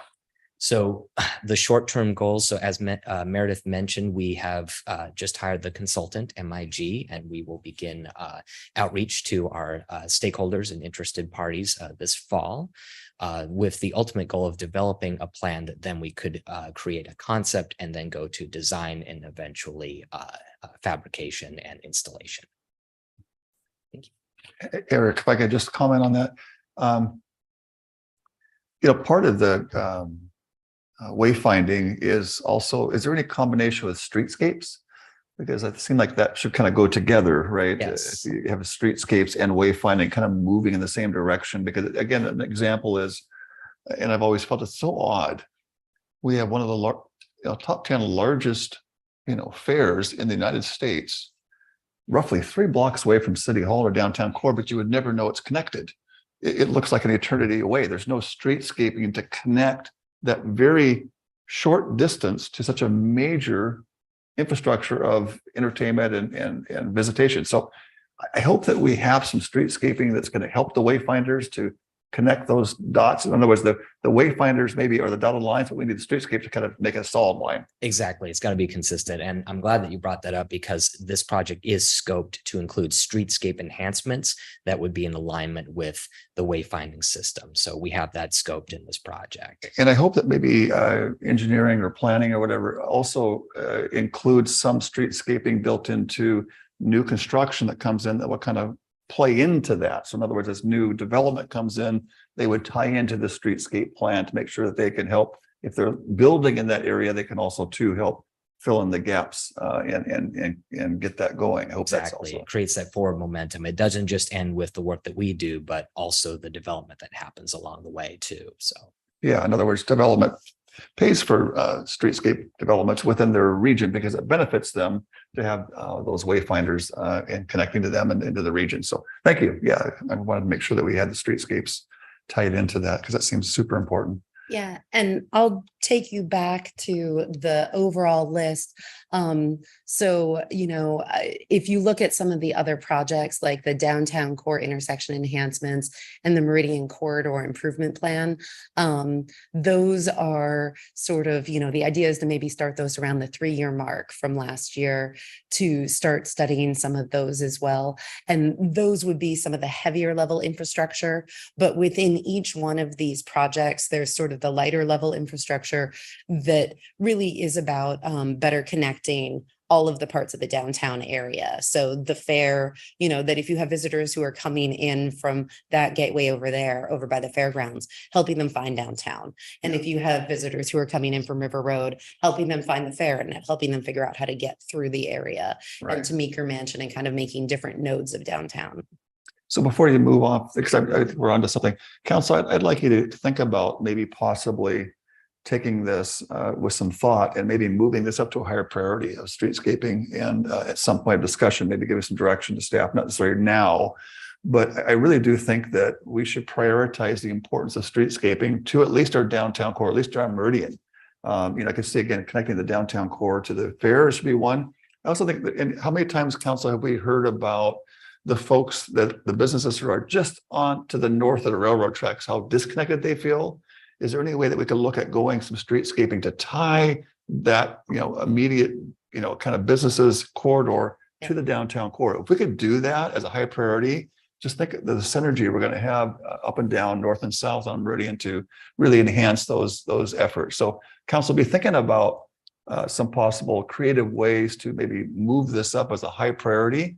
And then looking at some funding opportunities to prioritize it if we really care about it. So, and maybe that comes again with development and as you develop in these corridors, you help kind of buy into that. So thank you. Yeah, thank you. Yeah, and if you notice, the project that's at the very bottom of the list, not in terms of priority, but just because of alphabetically, was the Stewart Avenue complete street. So in talking about, the other side of the railroad tracks and making sure that that really gets tied in better, because there's a lot of things where the streetlight infrastructure, for example, is different over there. They don't have the same streetlights that have the decorative hangers on them, so they don't have flower baskets. And so there are lots of small things and bigger things. Yeah, we should really prioritize it if we can, Council. I would look at some feedback at some point, maybe down the road. Thank you. I just want to stop for a moment there. Sure. Thank you.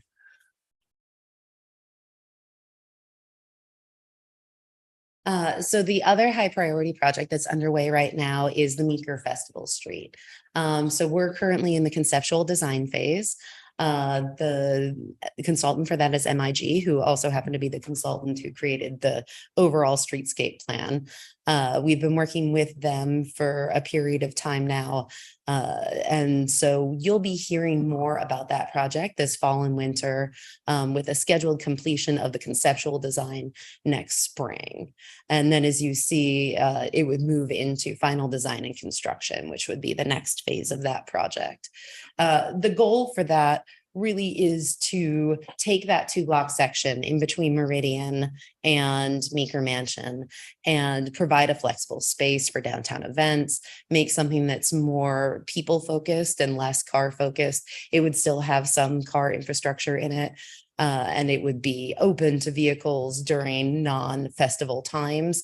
But, you know, as the gentleman who spoke earlier during public comment mentioned, a number of cities are doing this. In fact, after a recent meeting with our consultants, we took them over to Sumner and walked through with some of the city of Sumner staff, the work that they're doing there and, you know, how they feel about it so far, how they're using it and what that might look like and how that might inform our design. So here is sort of an early example of what the street could look like as an everyday street, and then as a festival street when it was closed down. So, you know, not having a curb, having power that's built into it in different places so that if you have food trucks there, they can plug into the power instead of having to run generators, and having some sort of lighting element that goes overhead. So as you transition from afternoon into evening, it still becomes comfortable for pedestrians to use. Is well lit and it feels more like a party space. At this point, we've done the initial traffic review and the emergency access meetings, starting to talk about, you know, emergency vehicles and how you get them in and out and what that looks like. The technical advisory group is going to have its first meeting in September. So that's made up of city staff and some other key partners. Community outreach, we've already had an interested parties meeting with a number of downtown businesses, community partners, event organizers, and we're going to have a follow-up online meeting for those who are unable to make it.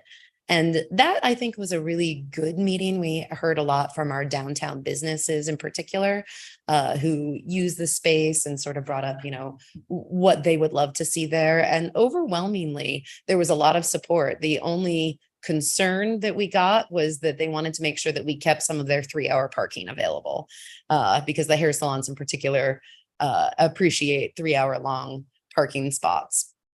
So we will be doing an online survey for wider community input this fall.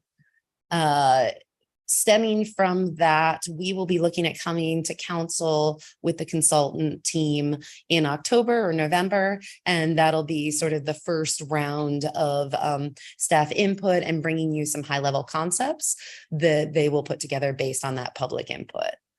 And so you'll have a total of 3 council presentations. And then since we were talking about festival streets, staff thought it would be good to provide you with a quick update on the 9th Avenue Festival Street as well. So that one is currently at 60% design. And so that's the road section that is right along the fairgrounds area. So the city's been working quite a bit with the fair to modify and refine those plans.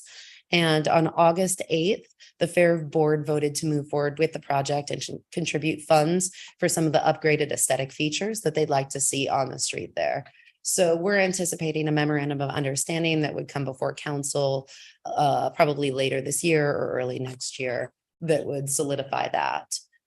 So the next steps on that project are incorporating the design changes that were agreed upon with the fair and finalizing design. And they're planning to be ready to bid that in the fall of 2024.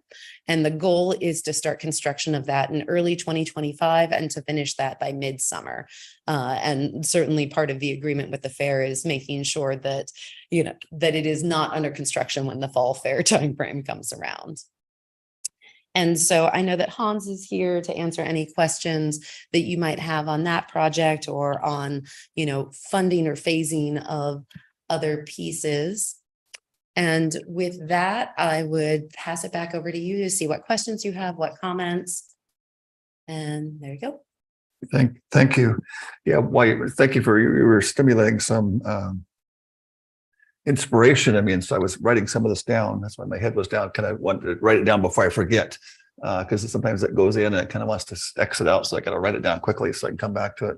I really, Council, I really, as mentioned, I think we got to look at opportunities down the road to prioritize streetscapes and then to prioritize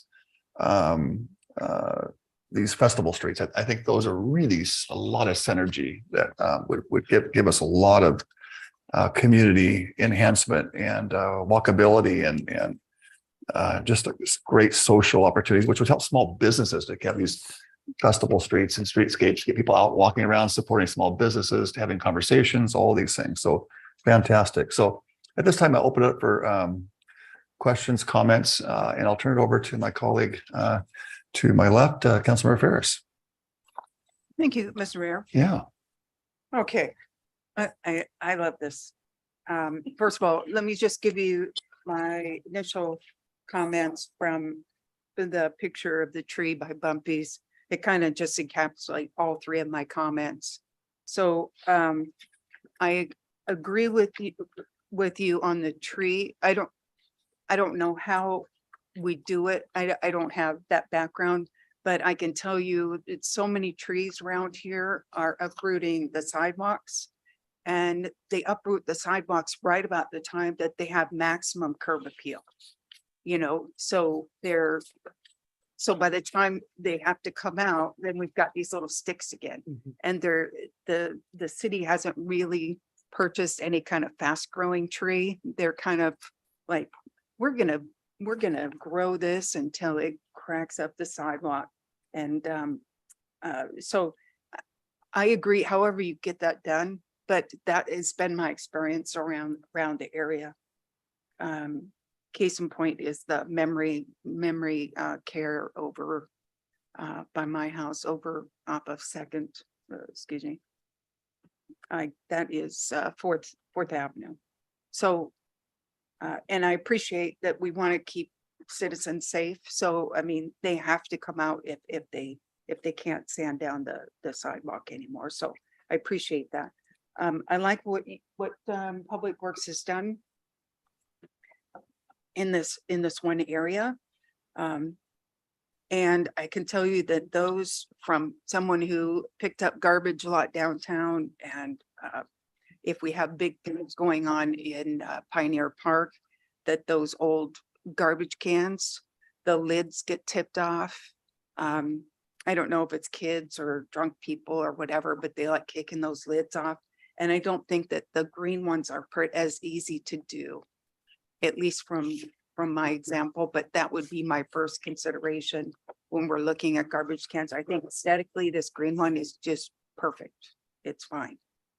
And then lastly, of just another experience from picking up trash is those squares that we plant and put nice sawdust or beauty bark in.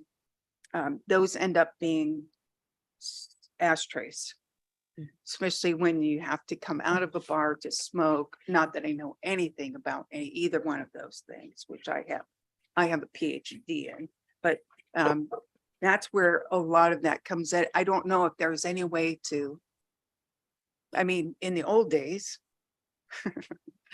the 90s, we used to have cigarette butts on all those garbage cans, so you could just crash it out. So if there is some way we can do something about that, that would be awesome. Sure. And not a high priority, but it's just it cuts down on the cigarette butts. The tree, the garbage. And Meredith, I just want you to know this, that from the bottom of my heart, this is Ferris's personal feelings. If there was anything you could do to get rid of that business building at the end, Meeker, that cuts into how we could see Meeker Mansion. Since I'm not going to be here, I'm making an emphasis on it. So, and I don't believe I'm really not a believer of eminent domain, except for in the case of this one building.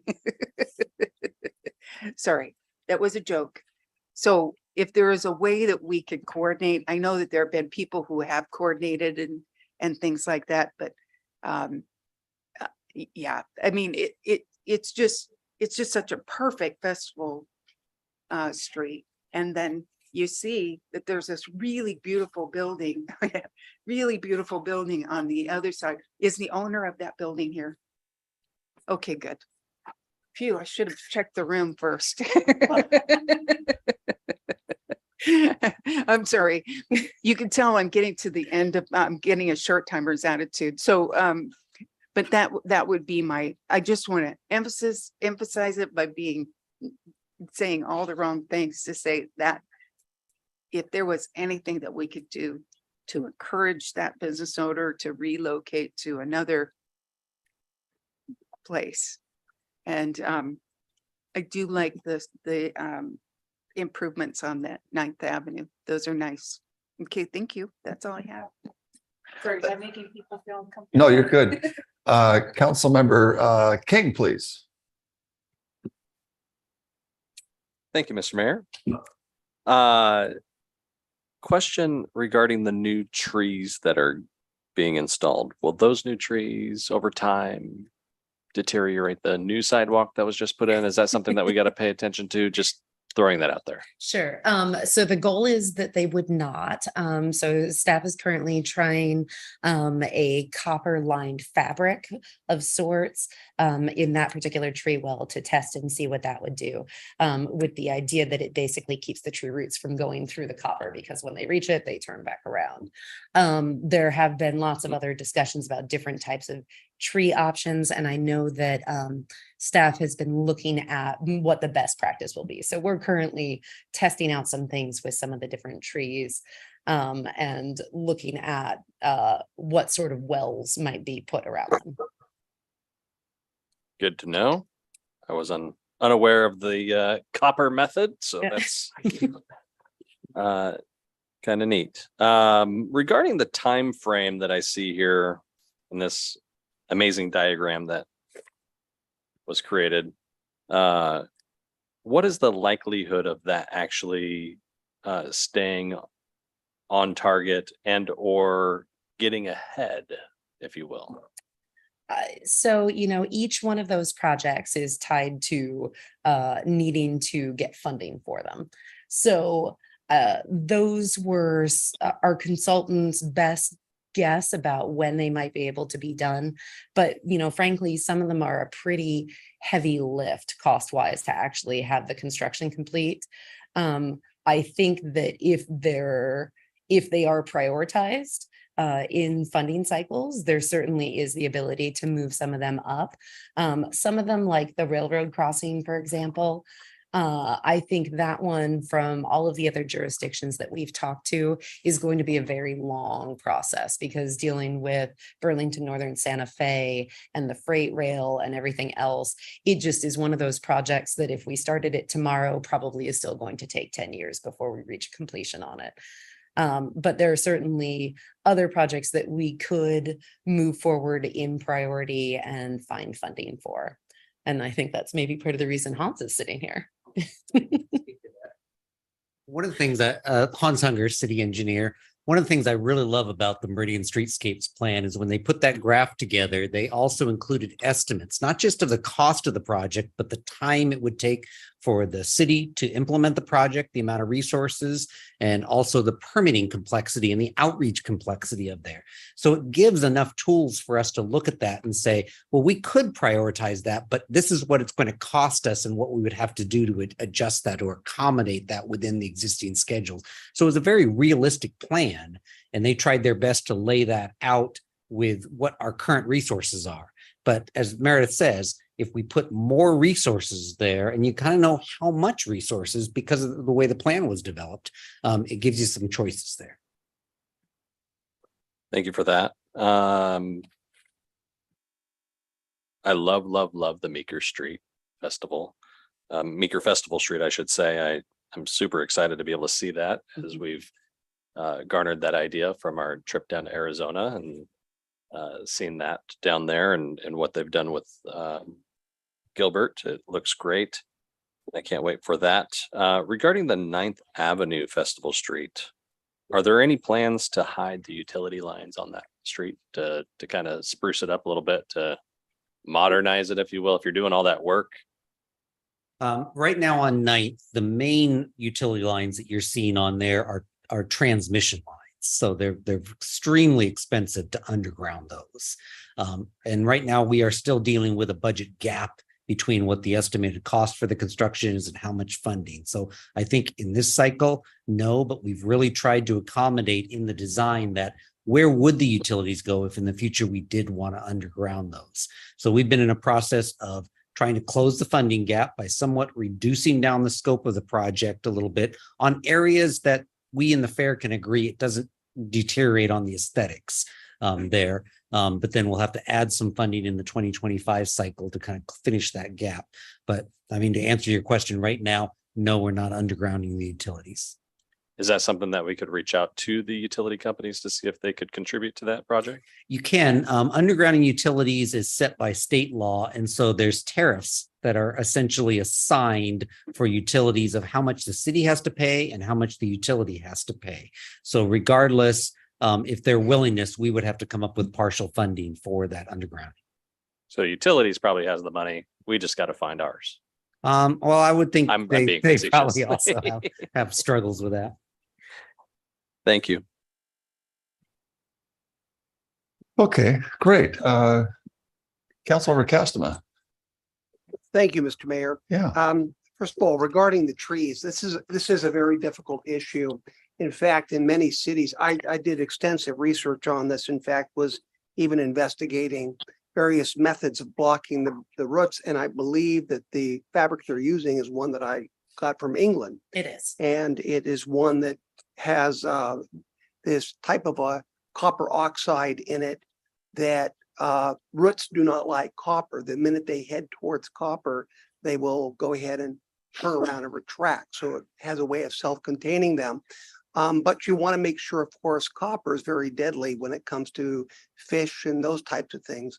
So you have to get a type of fabric that's non-toxic that you can put in the ground. And this is one that is such. It's invented in England and it's very successful in stopping the blockage.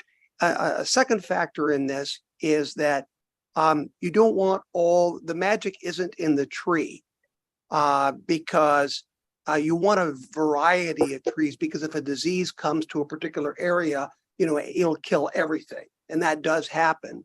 You want a variation of different kinds of trees in your area. And the third thing I want to bring up regarding the trees is Puyallup is one of the only cities that really focuses on this as a real issue. Again, in many cities, this is like their number one cost in their public works is repairing sidewalks from trees. And if you go up into Seattle, I've gone in the neighborhoods in Seattle because I go up there and I see my son all the time. It's like going down a roller coaster on their sidewalks. But I am convinced that one reason why Puyallup focuses on this is because, many of the people, and I believe this, many of the people who work for Puyallup, they work their entire careers here in Puyallup. So they want to make sure, otherwise, during their career, that means that they've got to grind that sidewalk down. They've got to replace it because a tree will only last 10 to 15 years. That's it. So Puyallup is trying to come up with a system that blocks the roots, but inevitably to save all the huge amounts of money that you need by repairing the sidewalks, they will probably have to end up replacing those trees every 10 to 15 years, going in there and pulling them out, putting ones in. They can go ahead and forestall that for a while, but it inevitably it just destroys the sidewalks. So you want a way of replanting them. So I think that the public needs to know that this city is very cognizant of those costs and is trying to get way ahead of the game, because it's like $20,000, $30,000, I kid you not, to go in there and to remove and re-level a sidewalk. It's very expensive. It's much better to do what Puyallup's doing, trying to think way ahead. How do we retain the roots? How do we pull the trees out? How do we replace them in a timely manner? So I applaud the city on that. you ask about the motif, the downtown trees and furnishings. May I ask that one of the options you bring before us, I would, when I look at different options, I have a home built in 1947. When I look at remodeling it and doing any work on it, I kind of go back to that era, 1950s era, and I look at what was a real high quality item at that time. In Puyallup's case, I'd go back to 1890. Okay, I'm just asking you, just as one of the options. Look what real high quality streets look like from that era, and see if you can replicate it as much as possible. I do it so that a person who walks in my house doesn't go, whoa, because I put a modern day bathroom inside of a house that was built in the 1940s. I want it to all be, kind of very comfortable from that era. And so I'd like one of the options. I see here you have, kind of more traditional landscapes. You've got the light post, which at that time was probably gas, but the point is the motif is there. Give us something of a good classic motif that's timeless as one of the options. And maybe someone here wants to see something ultra modern, that's fine, but I'd like to see something really classic. So look back in that era as to what was considered, the real beautiful streetscape, even heck go to views of Paris at that time. Now, I do have a question though, regarding the 9th Avenue streetscape. I'm making the assumption that that's going to be closed during the fair, correct? I believe that is the plan, correct? Mm-hmm. Is for it to be closed and to be a pedestrian only access during the fair time. Yes, actually, what the fair would like to do, they close it multiple times throughout the year and stuff, and they would Good. like to be able to have it closed more often as they get more and more events that could use that. So that's how the designs worked out. Awesome. I think that's a great idea. And even having concerts there or something, outdoor events. Now, leading with that, you have 9th Avenue, but the street that's right around what used to be the Catton's restaurant on the other side there. I was talking to the fair and they have got lots of priorities. Okay. So I don't want to get too far ahead over my skis here, but they were talking, one thing that they had mentioned was on that street is having another festival street that kind of connects the fair to the park. So it connects the downtown area. And this gets to what the mayor was talking about. Is there a way to make that connection? And I don't know if they said it was a festival street. I don't want to put words in their mouth, but somehow having a corridor that connects the fair to the downtown area, to our beautiful Pioneer Park, to our pavilion, so that when the fair is taking place, people may say, they may enjoy the fair, but it might be an opportunity for them also to go down into the city and it to become something that's a little bit more linked together and kind of a harmonious situation. So has that ever come up about that linkage in that? Along Meridian, yes, there's been discussion about, Meridian right now, the sidewalks are not particularly wide and there's parking along both sides of the street, which basically makes the lanes each feel like they're about 20 feet wide. And so there's been talk about shrinking up and actually taking away the parking because people don't use the parking on that section there, and making much wider walkways, or at least on one side of the street, making a much wider walkway that would feel more like. But nothing on the other street. But yeah, no, I haven't heard any discussion about that. I mean, I know the fair has been thinking about. Yeah, because there have been lots of different concepts about what to do with that space. And I think that they're still trying to figure out for that area where they own a bunch of property, what they want to do with it. Okay. But I wrote it down and I'm happy to talk with the fair some more and see if that's something that, yeah. Enough said. Thanks. Thank you. And Councilmember Palmer, you've been very patient, but before you jump in there, if I could just make one little comment, just to kind of tee up off of Councilmember Castema. One benefit, many benefits of connecting the fair with the downtown core, but one of the benefits, especially during fair times, is many small businesses suffer during the fair time because everyone's driving to the fair, parking, getting out in the fair, staying within the four walls, and then get back in their car and leaving. So if we had some streetscape and connectivity, they walk miles over the fair. If there was a natural corridor, they might say, let's go downtown and see the park. Let's go to the, restaurant. Let's go to the kids, playground. So I do think it would help economic development for small businesses. It would provide this sense of destination and hanging out beyond just the four walls like Disneyland, but actually kind of enjoying the town that Disneyland's kind of incorporated in. So I do think it would be helpful for the economic development for our small downtown businesses. Okay, Councilmember Palmer, thank you for being so patient. I appreciate it. We'll give you as much time as you need.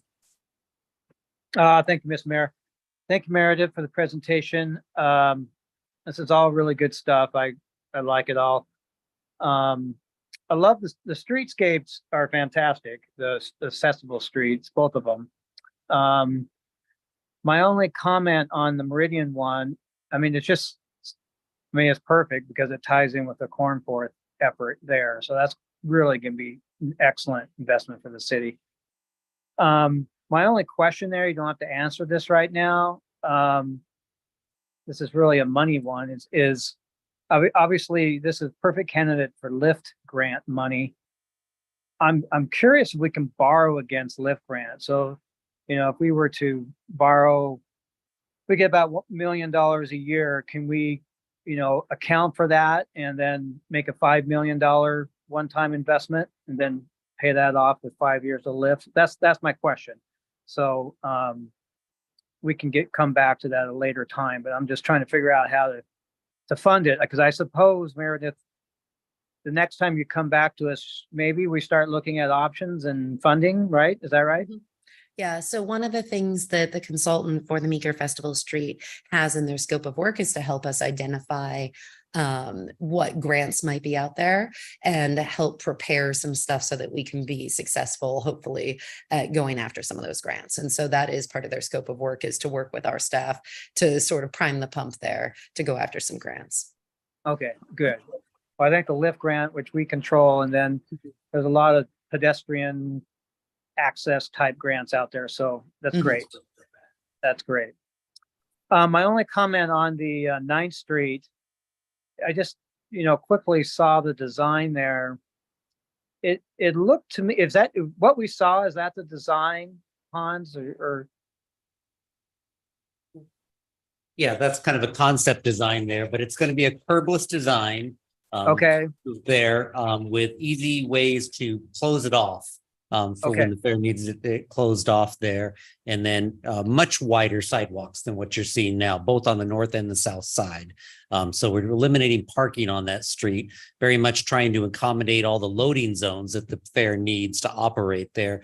But other than that, it'll be a much narrower street, which will slow down traffic and a lot more pedestrian area, with the separation between the traffic and the pedestrians done with a combination of bollards, but a lot of planters and benches and things like that. Great. From the visual I saw, it looked like the road was pretty much black. Is there going to be some kind of features there that kind of mix that up a little bit? Yes. So it doesn't purely look like a road there that, Yeah, good point. Yes, one of the things that the fair specifically asked for is at the 3 intersections midway through there, if we can have some colored concrete for the crossings there, but also with an emblem in the center there. So the porous that we're using porous concrete, or not concrete, the asphalt that's worked so well. Don't say concrete. Not concrete. Yeah. No, porous asphalt. That's done with a Department of Ecology grant that we got for water quality retrofits. So that's also helping to pay for that. But then at the intersections, those will be a colored type of concrete with an emblem. We're even looking at the fair gave us kind of a template for a large W for them that they like to use there in one of the intersections. Okay, that sounds wonderful. That sounds great. And then I would just like to echo, those sidewalks connecting the fair to downtown along Meridian are awful. So sometime we need to address those and make those much, much wider and more aesthetic. Thank you. That's it for tonight on that. Thank you. Yeah. Thank you, Councilmember Palmer, for emphasizing that. I think that should be a high priority. I mean, again, this is just important connectivity piece that really should be moved up. Let's see, Deputy Mayor, please give us some insight here. I just wanted to pile on to what Councilmember Castema was saying about a festival kind of street running up to Pioneer Park. And I'd like to note that we've got the Sound Transit parking garage, and because a lot of the events at the fair are taking place on weekends, we could use that parking. So there's a lot of parking places there that for people that could park there, and it's not a people walk further than that to get to the fair from other directions. So I think that would be a good way to give some more fair parking and revitalize some of the areas in between. And love to, you walk along some cities like over in Gig Harbor, you walk along their waterfront, and all these little houses have turned into little businesses, little commercial places. And I'd love to have that kind of a street running between Pioneer Park and the fair. Thank you. That's a good idea. Yeah, nicely commented on. Councilmember Ferris.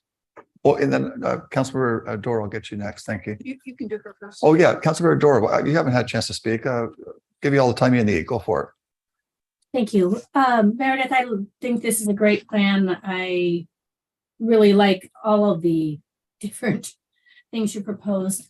I do want to remind council and ask that staff, if we are going to be start talking again about anything going from Pioneer Park to the fair, that we do not engage the public after they're upset.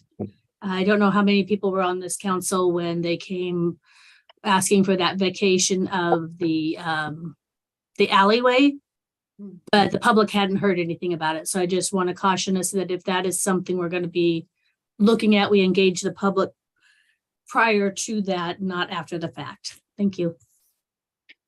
Thank you. Councilmember Ferris. Yeah, thank you, Mr. Mayor. And I was there for that meeting. And one of the things that the fair does a lot of really great things, and they are world renowned for putting on a great fair. One of the things that they could improve upon is doing their outreach alongside. It shouldn't be just a city thing. It should be a city and fair thing, where they outreach any of the constituents in that area that are going to be inconvenienced. When you live next to a fair, my uncle lived right across the street from the fair. When you live next to the fair, you've got to consider that those folks carry the weight of the inconvenience for the whole city, because there's no street parking near your house during those times. There's lots of people. It's loud. So I just wanted to jump on Councilmember Dora's comments. One thing I just want to say, I was only teasing about I have nothing against the people who own that building. I just think it happens to be something I would rather not see. And so I'm making some points so that when I'm not here, you guys will remember. Oh, Ferris wanted to, yeah, you remember. Okay, so that I don't have anything against, and the city has no intention of doing any kind of eminent domain. So before it becomes from a joke to a rumor that gets passed on, but I really don't. Okay, so my comment is, we had a bicycle shop before they were kicked out, and they were going to install a pump for us for free and keep it updated, a bicycle pump. And that owner had the same concerns as our young colleague in the back, our own constituent in the back. And so I would love to see if that is something that is not too expensive to install. It would be a great thing for Pioneer Park. Sure. And also, if there is a way that we can install, if we're doing the streetscapes, if we can install some bike racks around town, so that they're not, I mean, I wouldn't probably ride my bike to the 7-Eleven, which is just, just because there's no place to secure it. Mhm. And it's not an expensive bike, but it's my bike, and bikes really have a way of disappearing in town. Yeah, no, I appreciate that. And I think that, bicycle racks probably will be part of sort of the, design options for that, because it is a part of modern infrastructure that Yeah. I think wasn't really put in as much before. Right. And yeah, I've seen before, in other parks or open spaces where there've been bike repair stations that have sort of like a pump and tools and that sort of thing that are all connected to something. So Yeah, that would be fantastic. I mean, it's insane that I drive my car from, 4 blocks away. So, Mhm. but anyway, I wanted to just add that and to make that clarification before somebody calls and says, Ferris wants eminent domain on everything. Thank you. Thank you, Councilmember. Okay, I think that kind of concludes. I do want to make a comment though for the good of the order to my colleagues on the council. I know that Councilmember King and I had a chance to join Meredith, our economic development manager. And, remember, we hired her for a reason. Right? We directed our city manager to hire her for a reason. And that was to help, kind of stimulate, advocate on behalf of small businesses and business growth, but also to help stimulate ideas to create synergy and vibrancy in our downtown core. So that's kind of part of her job, and she's doing that. And I think part of the ways that we can support her is, to kind of go along with her on inspiration ideas. So last year we had that city to city event at Gilbert, and Councilor King and I went to that. This year I'm choosing not to go, and I don't know if Councilor King is not going to go again. I don't think we need to, but I would encourage Councilor Castema or Deputy Mayor or anybody on the council to consider going this year and really get inspired. I guess they're going to go to, I think, Boise, Idaho. There's some good things happening there. And council has in your funds the means to be able to do that. So I would really challenge you to do it, because I think Councilor King and I have seen enough, and I could certainly go through the motions again, but it'd be nice to have a couple other colleagues that might want to consider joining Meredith, because I think she's planning on going again this year, our chamber and some stakeholders in our city.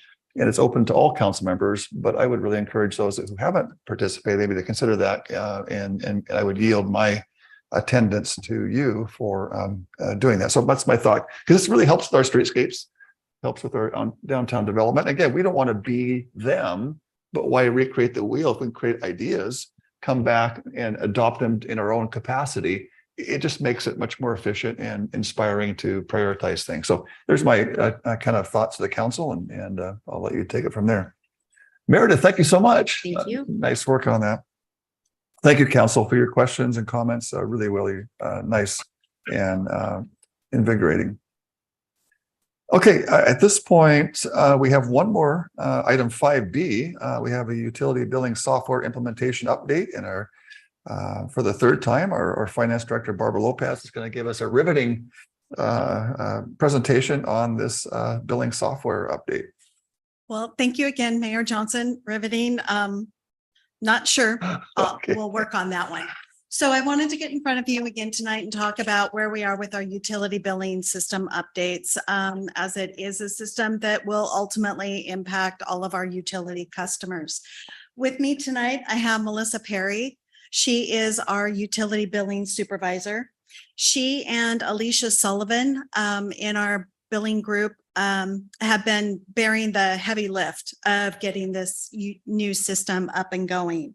So I wanted to make sure I had at least one of them here to help answer any questions that I might not know the answers to. So tonight, what I wanted to talk about are some of the key changes that you can expect to see in the relatively near future. What we're thinking to do for customer outreach, which would be starting like soon, the expected timeline for the rest of this implementation, and some municipal code updates that are going to need to happen as well. So first, some of the key changes coming, billing frequency. As you're aware, right now, we bill folks every other month. So you get a bill for 2 months. We have what are called 8 billing cycles. That means we've broken up the city into 8 different groups. Each week we bill a different group for the previous 2 months. So it's kind of every week we're billing some group within the city. What we are going to move to, new moving forward, is actually one big billing cycle and then a smaller one, so that, and each are going to be billed monthly instead. So we have. Yes, I know, Councilor Ferris, I know you're very excited about this. And I'm glad that you responded to that. Good. Thank you, Councilmember Ferris. So we've got a couple of different kinds of groups that are within the city. We do have customers that are on city water, sewer, and storm. So they've got both from the city. So that's going to be one group, and we plan on billing those at the end of the month. We also have customers who don't have city water, but they get billed for city sewer. They have either Valley or Fruitland or TPU for their water. Those we're going to do in a separate group that would be on the 15th of the month. That way we can actually line up things better with the information that we get from their water providers to be able to bill their sewer more appropriately. So that's probably the biggest change in terms of the bills that customers are going to see. Along with that, we've had to take the rates, divide them in two, so that we've got monthly rates and that sort of thing instead. But that's a key, huge change for us. Moving through two, customers are going to see they're going to have a new customer ID and account number format. So we will be getting information out to folks so that they know what that's going to look like. And then we're excited about some new customer tools to interact with this new system. There's going to be a new online payment portal. It's called Citizen Self-Service.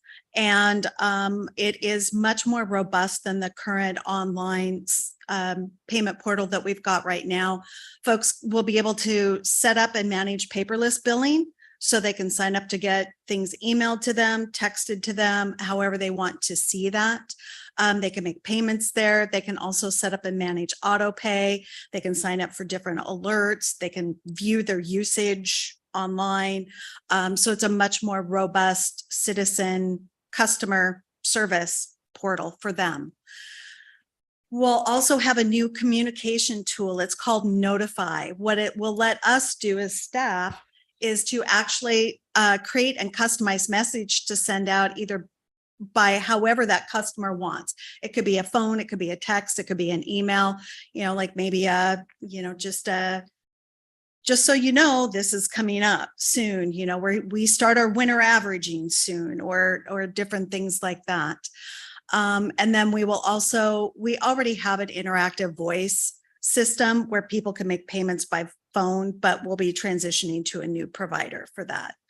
So those are some of the big key changes that customers are going to see coming. And yes, we have to give them a heads up about those and make sure that they know what's coming. So we are currently formulating our heads up communications now. These are just going to be kind of the high level. These are the changes coming. What are we doing? Why are we doing it? When are we doing it? We see a lot of that happening over this next month. Then we will get a little bit more detailed with our outreach, talking about what does it mean to go from a bi-monthly to a monthly billing. And some of this will be customized to each billing group. Remember, I said we had 8 different billing groups, and so each of them might see something different. Some of them might see a short bill during the transition. Some of them might see a little longer bill, but we want to be able to talk with those particular groups and let them know specifically, what they are going to see. And then of course, they're going to need to be able to figure out, a new customer ID and their account number, because they're going to need those items to set themselves up in citizen self-service. Our online portal, as we know, it is going to go away. We cannot transition those accounts over. So we will definitely need to be working with our customers to help them to get set up with the online account, teach them how to look at their information, how to sign up for those paperless bills. So we'll be doing a lot of notifications and then hand holding over, as soon as that system becomes available, there will be a lot of hand holding and helping while we help get everybody set up. So the expected timeline for this, again, we're almost at the end of August, which seems really crazy to me to think that, but September's right around the corner. So we are working on those heads up communications out to customers. We're working on things for the website. We'll be working with Eric on things to go out on social media. We're thinking about doing a postcard type general mailing, something that doesn't look like a bill and tries to get folks to be more inspired to look at that. In October, we will definitely be doing much more targeted communications because October is going to be an interesting month for us. We're going to be doing our last bi-monthly billings about the middle of the month. And then our systems as we know it are going to have to go dark for a couple of weeks, and nobody's in them as we get all of the data transitioned to the new system. We will still be available by phone. We will still be available in person. We will we will help everyone. We will get payments in and do that. We will be able to accept those. Don't be shocked if you see us handwriting a receipt for somebody because we won't have our systems available until we go live with the new system on October 30th. So those last couple of weeks are going to be really interesting. But Melissa and Alicia have been doing a lot of work to make sure that all of our data comes over really happy so that will make this process a bit easier. And then right about that time, we will start working with those customers to help them get their online accounts set up. We'll be doing the first monthly billings in November. The way that will transition is that there's a couple of ones where folks have city water and sewer that we'll probably do in the middle of the month so that they don't end up with like a 3-month bill. We're working on some timing for some things to kind of help ease that transition. But then by December, we will be still assisting customers. We expect it to take some time to get folks, set up on the portal. We will be giving a lot of grace in terms of making sure that we are working with them, and by December, we expect to be doing our normal monthly billings. The slide says a monthly billing at the end of the month. Those would be for customers on city water and sewer. And then we would, in the middle of the month, would be the ones that are just on sewer. And so then the Puyallup Municipal Code updates that we're going to need, we've been looking through that, and there are a lot of places that say bi-monthly that we just need to change to monthly. And then the biggest change is in the code, it outlines the number of days from the bill date, when is it due? When do we penalize? When do we disconnect? And so we are re-looking at that. We'll need to adjust those because all of those dates are based on billing every 2 months instead of monthly. So we'll be coming back to you with that prior to go live on the system. And those are the biggest changes, and obviously we're available for questions and any other feedback that you might have. Thank you, Councilmember Castro. Thank you, Mr. Mayor. Mhm. Can you, I understand we had the applause here, but can you refresh our memories as to why we're doing this? Which piece? Why the monthly billing? Why go to monthly as opposed to bi-monthly? Are there efficiencies to be had? What was the genesis of that? So one of the biggest pieces of feedback that we get from our customers is that it is challenging to keep track of a bi-monthly bill. It's much easier to do your budget on a monthly basis. And the bills add up to the same thing over time, but it's a lesser amount at any one moment that you end up needing to pay. That was one of the big impetus for it. And honestly, it's a lot more consistent because we can get everybody into one cycle per se. And so we aren't billing every single week as well. We're just billing once a month, and we've got turnoffs once a month, and it's consistent. Everybody knows and everybody's consistent. And the other piece that it helps with is doing budget billing. So after we're live on this for a little bit, we want to be able to offer budget billing. It's similar to like your electric bill for the winter time, but this is for your water bill for the summertime when you're doing irrigating, so that you can actually kind of stabilize that over time. And that functions much better when it's a monthly billing. Okay, I asked the question because I think when, I saw someone in the back here applaud, and to my left, I've got one of your biggest fans. But I do think you may find some naysayers out there. So I think the budget billing, the efficiencies that we're going to reach on a city level, the ability for the consumers to make their own budgets better, than for just to not have the surprise of something every other month, but have that consistency. Maybe that will help. All of those I think will need to be conveyed, because I think there may be people who are cheering, but there may be other people who say, heck, it's another, I only have to pay every other. Now I've got to do it every month. So just be aware. Absolutely. Thank you. Council, any further comments?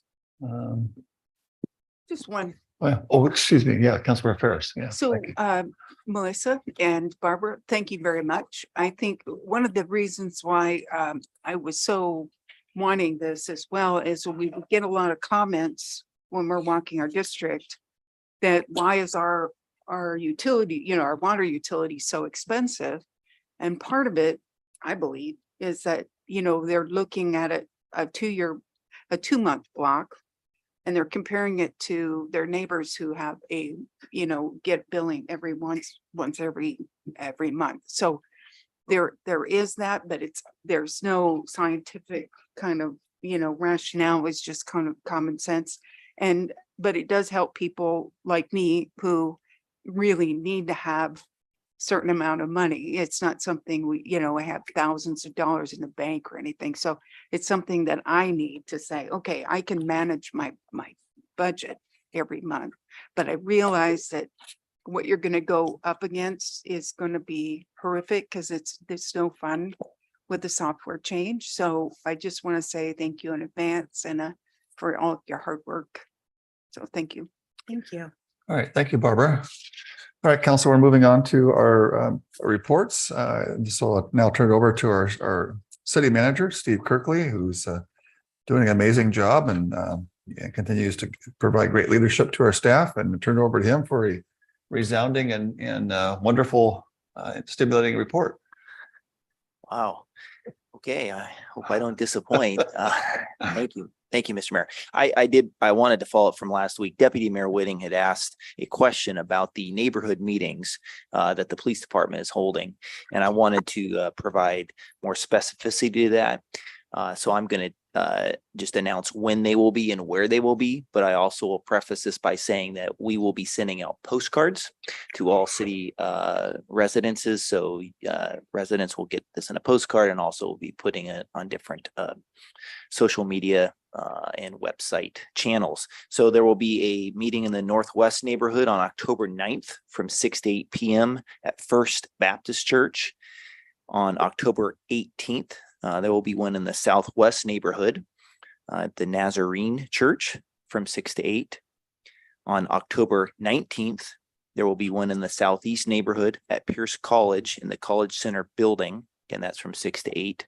And then the final one will be on October 25th at the Elks Lodge off of 27th Street. And that's again from 6 to 8. Again, there will be postcards that will go out on this, but I just wanted to, since I was asked last week, I just wanted to provide a little bit more specificity. And also on that note, we will be holding a community-wide meeting at the pavilion across the street, Pioneer Park Pavilion, on September 20th. From 6 to 8 p.m. This will be on our public safety building project. It will be an open house format where we will have different stations set up on the project and staff available. So members of the community can come at any time during that 2-hour period to learn about our public safety project that will be on the ballot this November. So thank you, Mr. Mayor. Thank you, City Manager. This time I'll turn it over to Councilmember King to kick us off for council reports. Thank you, Mr. Mayor. Sure. Just going through some events for the week that are kicking off.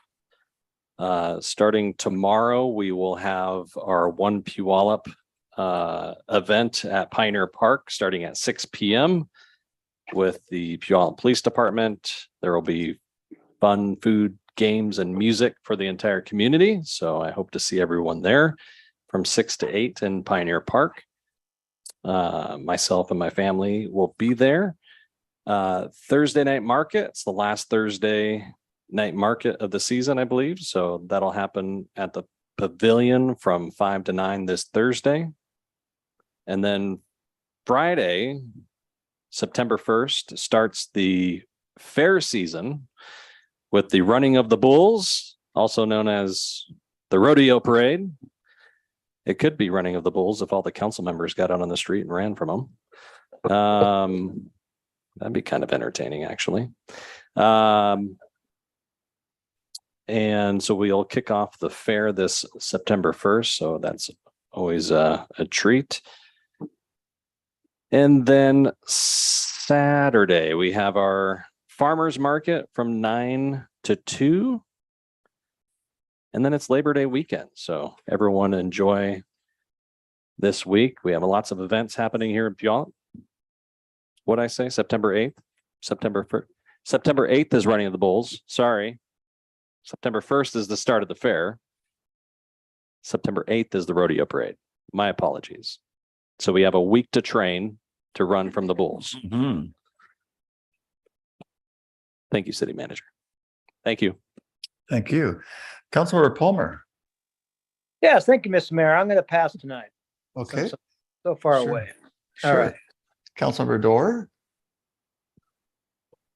Thank you. I had promised council some statistics on the 4th of July, and I do have those. So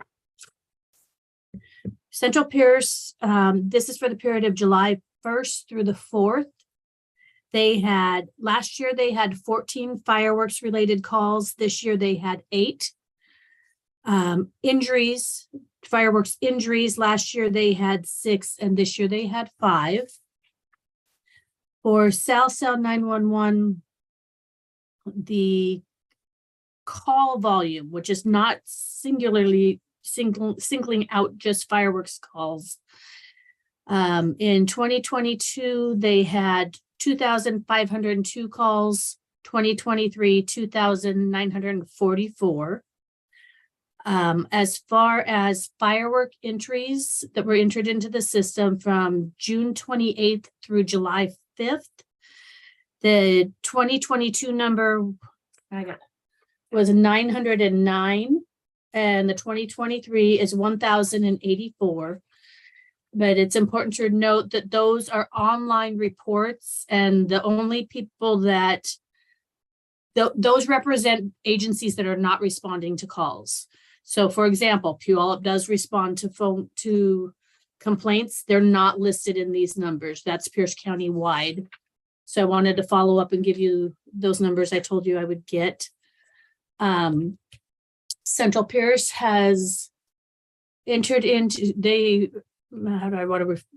Ording Valley Fire and Rescue will be a contract city to Central Pierce. That has passed. The revenues from Ording Valley will be the Ording Valley Fire and Rescue Board will meet monthly to transfer the revenues to Central Pierce, and they will be operating borderlessly. Central Pierce will be acting as their fire department, and they are working on a master ILA with Graham to share services. That's basically a borderless type of thing. So it's the first unit to respond, the closest unit, I apologize, to respond. And last but not least, the Fair Board did vote to offer Central Pierce a long-term lease to build a fire station on the fair property. That was, I think, the 8th or 9th. I have no details other than that. There are a lot of details to be worked out, But the Fair Board unanimously passed that information. So with that, that's all I have. Thank you. Thank you, Councilmember Dorr. Councilmember Ferris, please. Pass, Mr. Mayor. Okay, Councilmember Castema. Thank you, Mr. Mayor. Sure. I would just like to dovetail off the comments of one of the persons who testified here today who offered comment. A neighbor of mine, Troy, talked about his experience in a park in Puyallup, Veterans Park. I live very close to that park. On a very good day, I might be able to hit it with a rock from my home. I'm that close to it. My parents were very involved in making sure that that park exists. They helped with that ornamental tree that you see there. They helped with the playground, getting the flag area in there to which they will dispose of flags in a very honorable manner. They burn them at this particular area, et cetera. And it was very, very heartfelt mission for my parents to be involved in that. I was kind of an observer of all of that, but I saw all the time and energy that they put into that. And you know, I do appreciate this council hiring more police officers. I do appreciate this council putting such a focus on law enforcement, and also unanimously putting forward that new public safety building and a jail, which I think is extremely important, that we're able to incarcerate these people that other communities will not incarcerate if we ever had to go to them, let's say, for example. So I do appreciate all of this, but I can tell you that this is a very difficult situation for us to figure out. I mean, imagine, you know, you all know I've lived in my house now, but, you know, on and off for the most part, 63 years. I grew up there as a child, and then I ended up later on buying it from my parents, selling another house and buying it from them. But I've, you know, lived there most of my life. But, you know, I can tell you now, I have to worry about where I park my car at night because I'm afraid my catalytic converter will be stolen. I have a number of camera systems around my house. I have got, you know, kind of fortifications on both sides so people don't get behind my house as they have tried to do. I don't ever leave anything on my lawn because if I'm out mowing my lawn and I go inside my house, I did that one time, my lawnmower was missing when I came back. You know, I see people going through my neighborhood very slowly and methodically, looking down every driveway, looking down every gate, looking for passages, casing my house. I've gone out at 1, 2 in the morning and I've seen people on bikes. You know, they come by, they'll steal a bike. They stole my kids, both my girls' bikes at one time. That's quite a change, you know, in all the years that I've seen that. And I've gone down to the Veterans Park that Troy was talking about. And, you know, at one time, we've come a long way, but at one time, all these guys sitting around, you know, I've seen people down there with crack pipes, with bongs. I've seen acts of prostitution. I kid you, absolutely not. I've seen that down there under the bridge. You know, and I won't go into details how I know that that's it, but anybody who would be there know that it's you know, there's prostitution taking place. There are all things that have really changed in Puyallup, and it's a constant fight. It's a constant battle. Just when we think we've got it to where we have a light now that illuminates the shelter at night to stop people from sleeping there, even though they're not supposed to be there in the first place.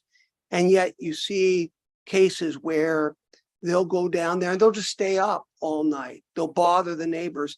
And this is what happens. This is exactly what happens, is that people who use drugs and who are high, who are down there, no one wants to be around them.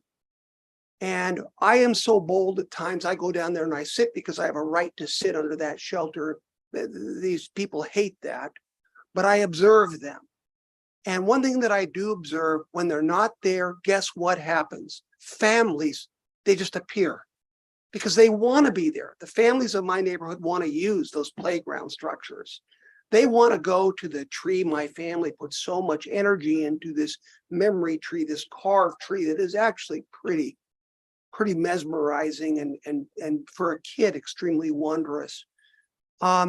they want to be able to do that. And then they'll show up. But the minute these drug dealers and users who are very obviously high, when they're there, the kids disappear, the parents disappear, and you can't blame them.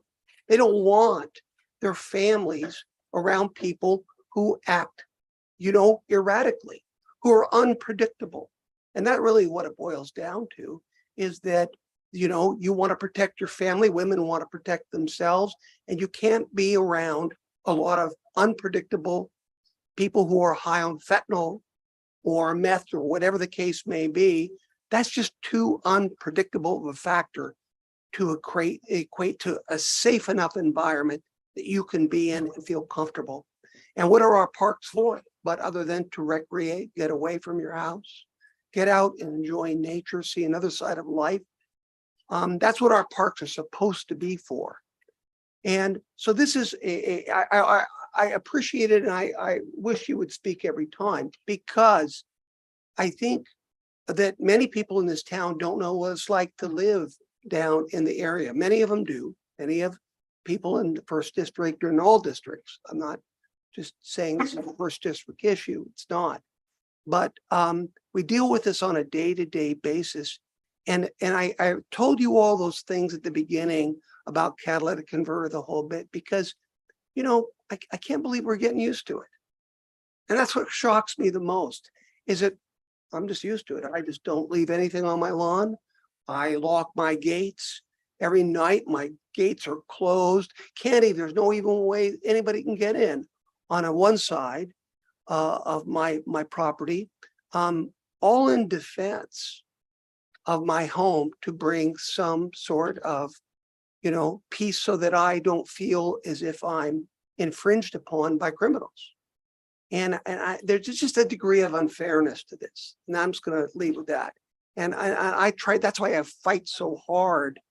And I appreciate what the city does. I appreciate the police responding, because there's just a fundamental unfairness in that people in my neighborhood are just hardworking people, go to work. They're not rich.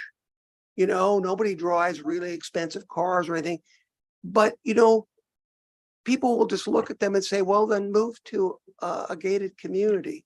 And there's just something unbelievably unjust about working hard, playing by the rules, and not being able to live in a community that's safe. So that's what we're always fighting for.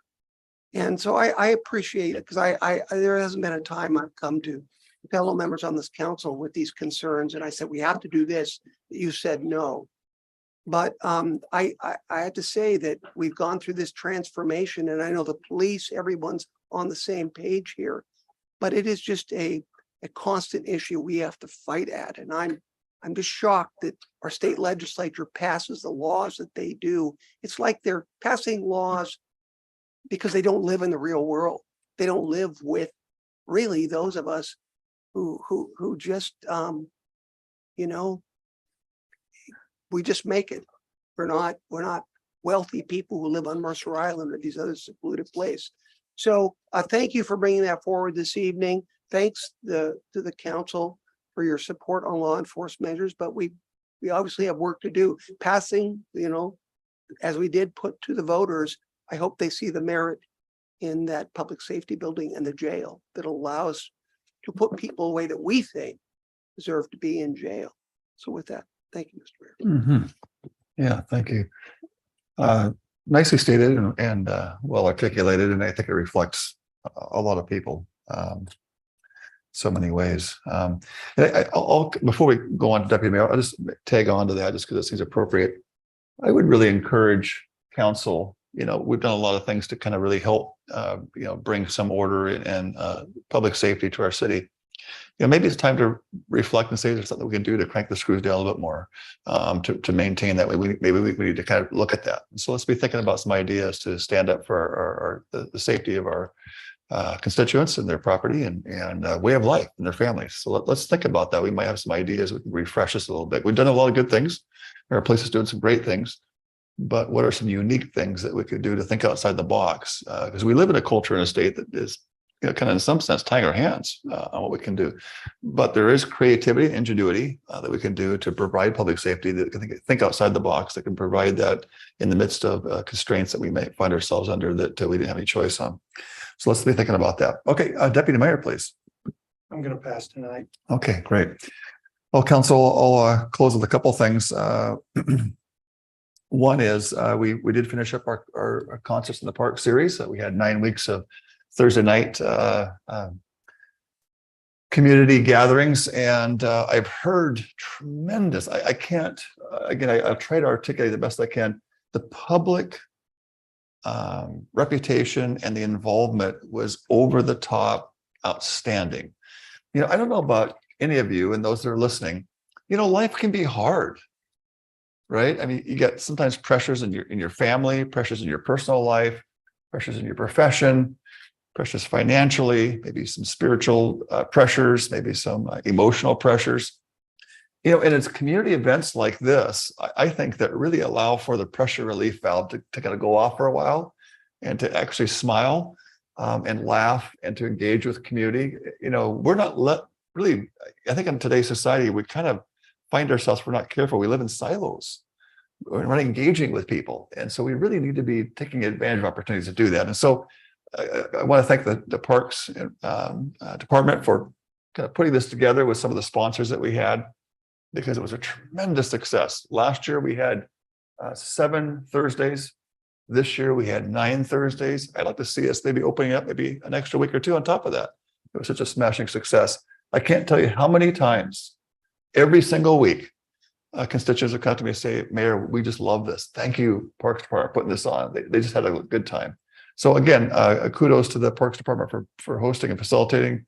And there is a one last Thursday night market this Thursday, even though Concerts in the Park is over officially. Thursday night has one more event this Thursday. I understand they're going to have a DJ with some kind of music with DJ instead of live music. And so there'll make me some dancing and fun as well. So other than that, I think that's about all I had. So meeting is adjourned for tonight. God bless.